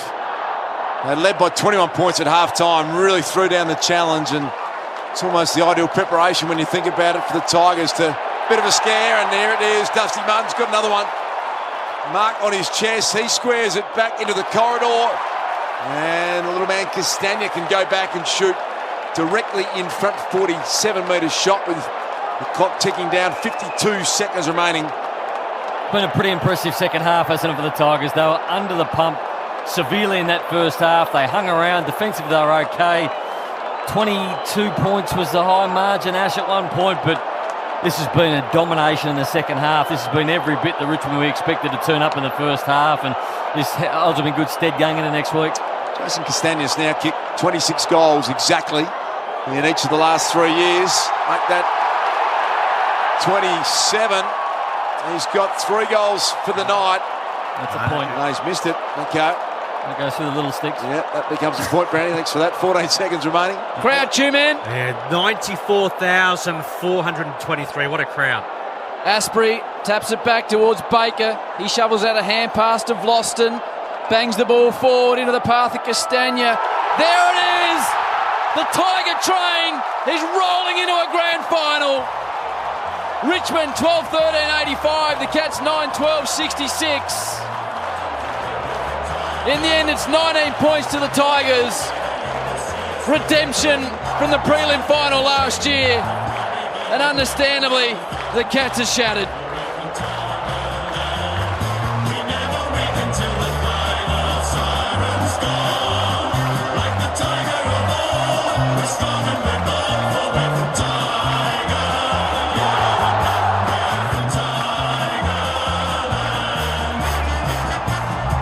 Wonderful game of footy. Geelong by 6 at quarter time, 21 at the half. Tigers kicked the first 5 of the third term, led it by 4 points at three-quarter time. Richmond 12-13-85 to the Cats, 9-12-66. In the end, a 19-point win to the Tigers. They came back from 21 points down at half-time. Tommy Lynch with 5. Prestia kicked a couple. Castagna as well a couple of times on the board. Dusty Martin kicked 2. Myers and Kelly 2 for the Cats. Gary Ablett on the Triple M Bosch Tools replay screen. Hopefully this is not the last time we see him out in the middle of the MCG. Here is Daisy Pearce, courtesy of 7, with a big unit, Tommy Lynch. Lived up to its expectation. Yeah, it's nothing better than being out here in the prelim. It was just Tiger Army really got behind us and really got us over the line in the end. Describe the feeling right now as it sinks in that you're going to a grand final, because there might have been a time where you saw a big, massive mountain in front of you to getting one. Yeah, I don't know, to be honest. It's an amazing feeling. We know we obviously got a massive week next week, but it's great. We just great fight from us. I thought today Geelong, that was amazing all day, and really got the jump on us early, and we really just had to find a way to fight back and get in front. What was the mood at half-time? What was the message from Dimmer? 21 points down, it's a long way back in a final. Yeah, we've been there a couple of times. It was against West Coast and Brisbane in the first quarter, so we had belief in our system that we come out in. We just need a bit of lift in the initial defence, so I thought we really showed that in the third quarter. Well done. Go and enjoy, Tom. Good luck next week. Over to you, Hayne. Thanks, Daves. With the skipper and Jack, Jack's just appeared to say bad luck to a couple of Cats. 21 down at half-time, 8 goals to 2 in the second half. Just an extraordinary effort from your boys. Yeah, look, I mean, that's what we've come to expect from not only our AFL boys, but our VFL boys as well. We love talking about being Richmond men, and that just comes back to fight, and the boys did that in the second half. You know, we weren't at our best, and Geelong, credit to them, the way they played in that first half. And for the season, they've been an incredible team for a long period of time, not just this year. So yeah, humbled, grateful, but really looking forward to what's an amazing week with the whole footy club. What do you remember about the last grand final, the week leading up to it? Oh, look, the day was special, but it was all the little things that happened during the week. You know, and our fans, you know, previous to the last few years, it was 37 years. And they just keep showing up, and we love them. So getting amongst them and just celebrating the week and enjoying the week. It's all about enjoying it. We've worked bloody hard to get here and give ourselves another chance. How many grand finals had you played in before 2017? Maybe 2 school finals and one under 15, which we had a win, which was good. You're in another one. Thanks, mate. The brutality of the preliminary final. The Cats finish on top of the ladder. They've already exited the cauldron. It's the MCG. The Tigers are out in the middle, soaking it all up at the moment. 21 points down. They stuck with it. In the end, they get the job done by 19 points. Here's Daisy again with one of the best for the Tigers, Basher Hooley. You know, by 3 got a time, and hopefully, you know, trust that our running the legs will do its job. But, you know, credit to, obviously, the boys. The pressure that we put on in the second half was outstanding. We felt like we lacked it a little bit in the first half. Credit to the boys, they bounced back. Plenty of smiles now, but there were smiles on your faces as you ran out of the race, and Dimmer spoke about during the week that having fun is a big focus for this group. Talk to us about that.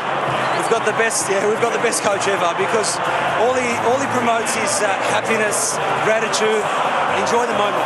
That's what it's about. Football's about enjoying the moment. Whatever happens, life goes on tomorrow after tomorrow. All he wants us to do is just have a smile on our face, enjoy the moment, and he trusts us. You know, we go out there, we give it all we got, and you know, let it happen. I think we should get Dimmer Hardwick out to dinner for the Friday huddle over the off-season and promote a bit of happiness and gratitude in this box, because it's not words I'd associate with what occurs here on a Friday night. I base my broadcasting around humility. Do you now? Gratuity. And really? all the other ooties. Take great exception to that comment. I think there's an enormous amount of joy provided. Maybe I'm not saying it's not joyful. I'm just saying it's not a warm environment. No, we only criticise to make you better, Howard. Is that right? There's no nastiness in it. Or Maybe you're the squeaky wheel. Well, maybe. I doubt that's the case, though. Tell you what, though, impressive the Tigers. It was. Whoever they play next week, the Pies or the Giants, they'd have to go in there as firm favourites. They've been the best side for the last 11 weeks, and at one stage to think they had Rance out, they had Cochin out, they had Dustin Martin out, Rewalt, and to be where they are now, get their players back, it's been a superhuman effort, because there was people writing them off to even miss the finals this year, and to have them in another premiership, and they are flying into this premiership as well. Would be good to get Damien Hardwick to dinner, because he's a ripper and maybe the best coach we've seen for a while. It's a brilliant effort what he's done this year with all that drama, all that pressure. Dr. Owen White's come upstairs, Howie, and he's got a bit to think about this week, Dimmer. Give us a rundown, Doc, on what happened. A couple of injuries that he's going to have to worry about. Well, certainly all the injuries were on the Richmond bench this evening, and considering also that with Jack Graham and Nathan Broad, they're almost down a rotation for the whole game because Graham was out for about 20 minutes and Broad was off the ground for the last quarter and a half. Now, both of them are going to be in serious doubt for next week. I mean, you don't take injured players into finals, and you certainly do not take an injured player into a grand final. Now, with Broad, that right shoulder dislocation, he's had a previous left shoulder dislocation that's been repaired. We'll get scans, but look, he is in serious doubt. He'll be in a lot of pain.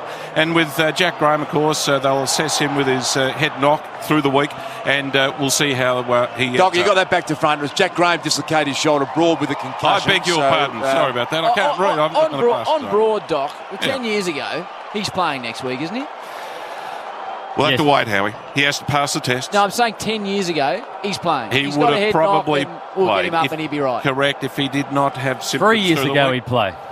Potentially. In fact, 5 years ago, he might have gone back on. Yeah. So, look, the management of head knocks and concussion is certainly much improved, and he was taken down into the rooms, did not pass the concussion test. They would have looked at the incident on the replay, and it was no doubt that he was concussed. Is that Greg Hickey's decision? Correct. Now. Correct. So nobody else's decision, Greg Hickey's. Yeah, the club doctor, Greg Hickey, will assess him through the week because, you know what, he's the man who knows him best. And he'll be Doc, able to assess that. What happens if the player, he's going to be doing everything he can to say, I feel good, I feel right in myself.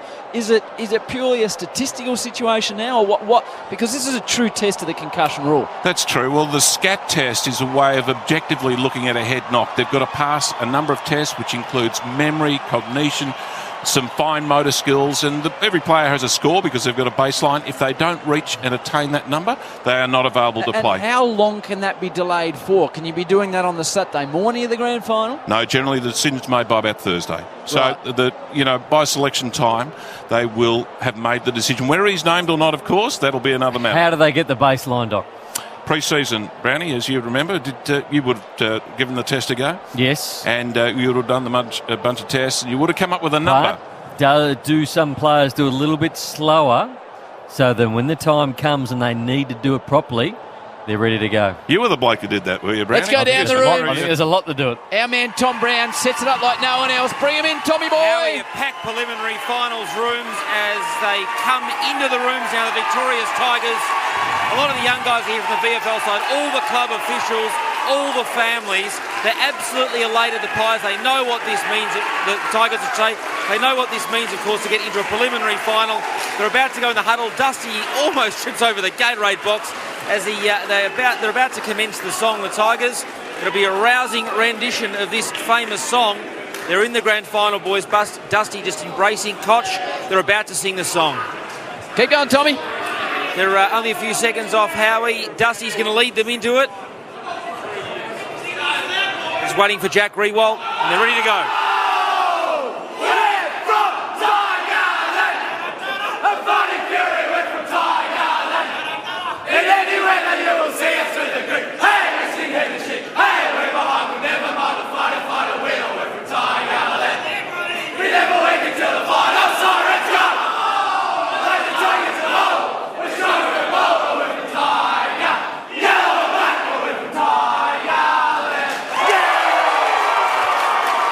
Dustin Martin, one of the loudest singers in that chorus of Tiger noise.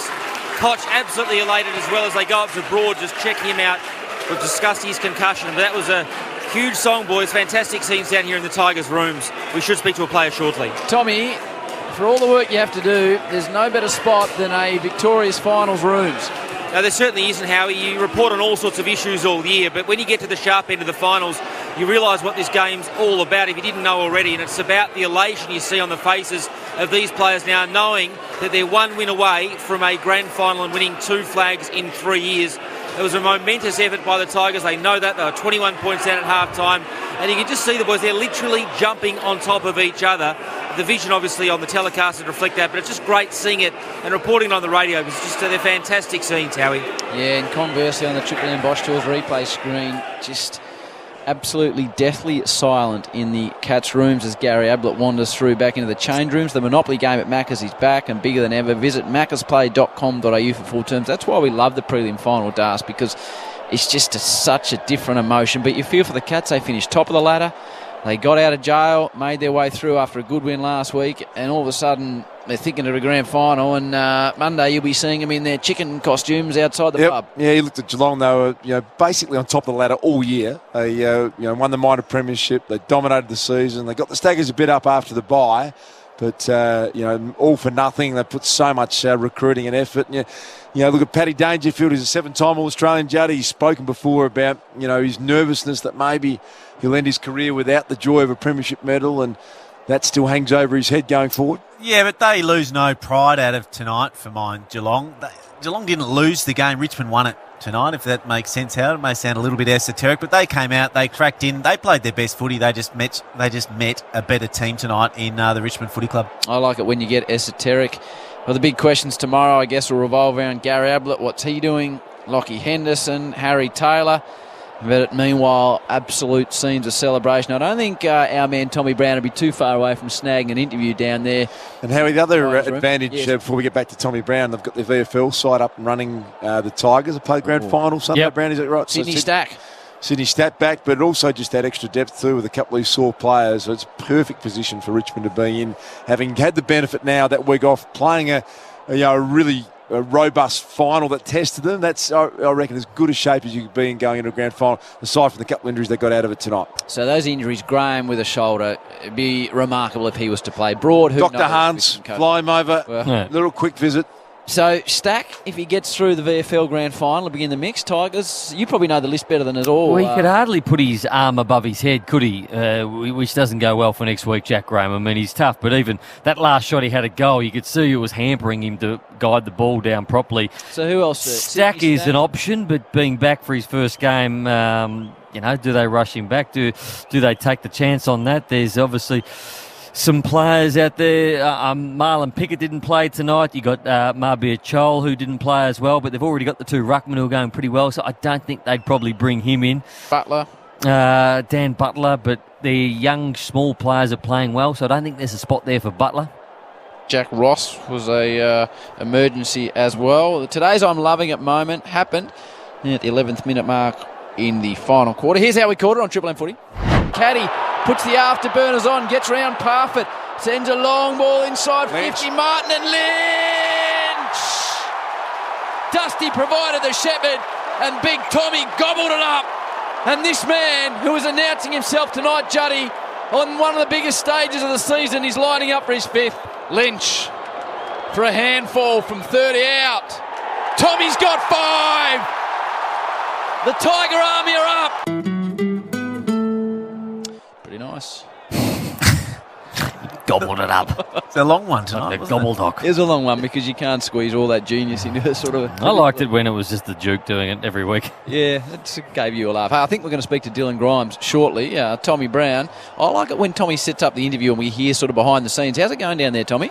It's going really well, Howie. In fact, Dylan Grimes joins us now. Dylan, thanks so much for joining us on Triple M Footy. You own a vineyard like a fine wine. You got better with age tonight, after half-time in particular. Yeah, it was a real arm wrestle that first half. We felt like if we just get a couple of things right after half-time, we'd be in with a good shot. But, I mean, credit to Geelong. That's why they're such a good team. They really put some pressure on us in that first half. But I've completely lost my voice now from too much yelling. But, look, I'm just thrilled for the boys. I mean, I felt like the game tonight was a bit vindicative of our year. Halfway through, some real challenges, but the boys all year and in the second half tonight, they've really stood up and I'm just so proud of them for really digging deep when they needed to.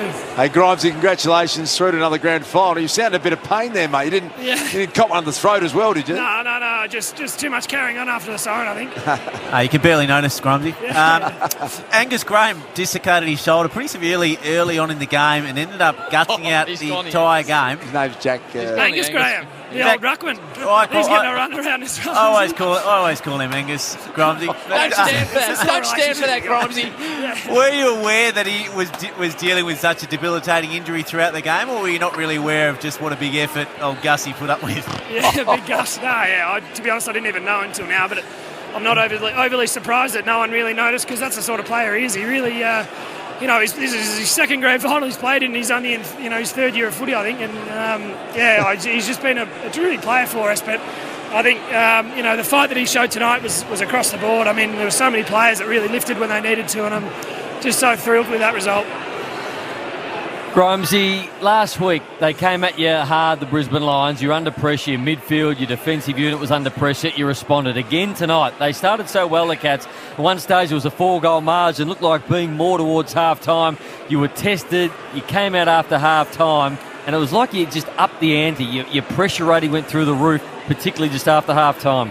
Yeah, that's exactly right. That was one of the things we focused on at half-time. We felt like we were folding back a little bit too much, and as a defence, we pride ourselves on our pressure, and that little change really affected the game, and we were able to put some pressure on them, win the ball back in our forward half, and then send it back and hit the scoreboard. And just from the beginning of the third quarter onwards, I thought our boys were terrific, and it was just to be honest, it was a good old-fashioned arm wrestle and a great game of footy to be a part of. I hope for Juddy that Angus Graham can get up for the grand final next week. Any chance Michael Roach could be there too? Yeah, well, Jack Dyer's on his way back as well. I think that'd be brilliant. Thanks, Dylan. Enjoy what is always a wonderful week, and hopefully it goes the Tigers' way next Saturday. Yes, Tommy? Howie, if I could just jump in there, thanks so much, Dylan, and for giving us that interview post-game. Howie, this is right in your wheelhouse. Speaking of wheelhouse, Rubens Barrichello is down here in the Richmond rooms, of course, of Ferrari fame. Used to ride shotgun as the number 2 driver to Michael Schumacher at Ferrari for a long period of time. He's in Australia testing at the moment, and he's in the Richmond rooms. So there you go, a bit of an international motorsport celebrity right in your wheelhouse down here in the Richmond rooms, Howie. That's a good call, Tommy. What's he testing down here? I think he's doing some driving with Gary Rogers Motorsport. He was testing down at Phillip Island on Wednesday, I'm led to believe. Thanks so much, Dylan. And he's here in the rooms. I think Gary Rogers might be a Richmond fan of all people. Perhaps he teed it up. But he was genuinely famous in his day. He's a Brazilian. He was a phenomenally fast driver. He was. There you go. You need to be a fast driver in that sort of game. Rubens Barrichello, Formula One superstar. Well, I think we need to take a break. I don't want to go over what Juddy said. I think it'll be unfair. No one ever played the perfect game, Duke. Let's not talk about it, Luke. No, I hate to back over these things. When someone's embarrassed and demeaned by it, I'd hate to come back and replay that for you if you want to. Not the Triple M line. No, so we will not play that after the break. Whatever happens, we will not play that. Hey, she's all over here. Richmond have won it 85-66 by 19 points. Plenty to come, though. Who's got the votes tonight? I'll do them. Yeah, I think that's probably best. Although Juddy does wrap them, so you've got to wrap them tonight. How do you feel about that? I'll work on it. All right. McDonald's, Triple M, Rocks Footy.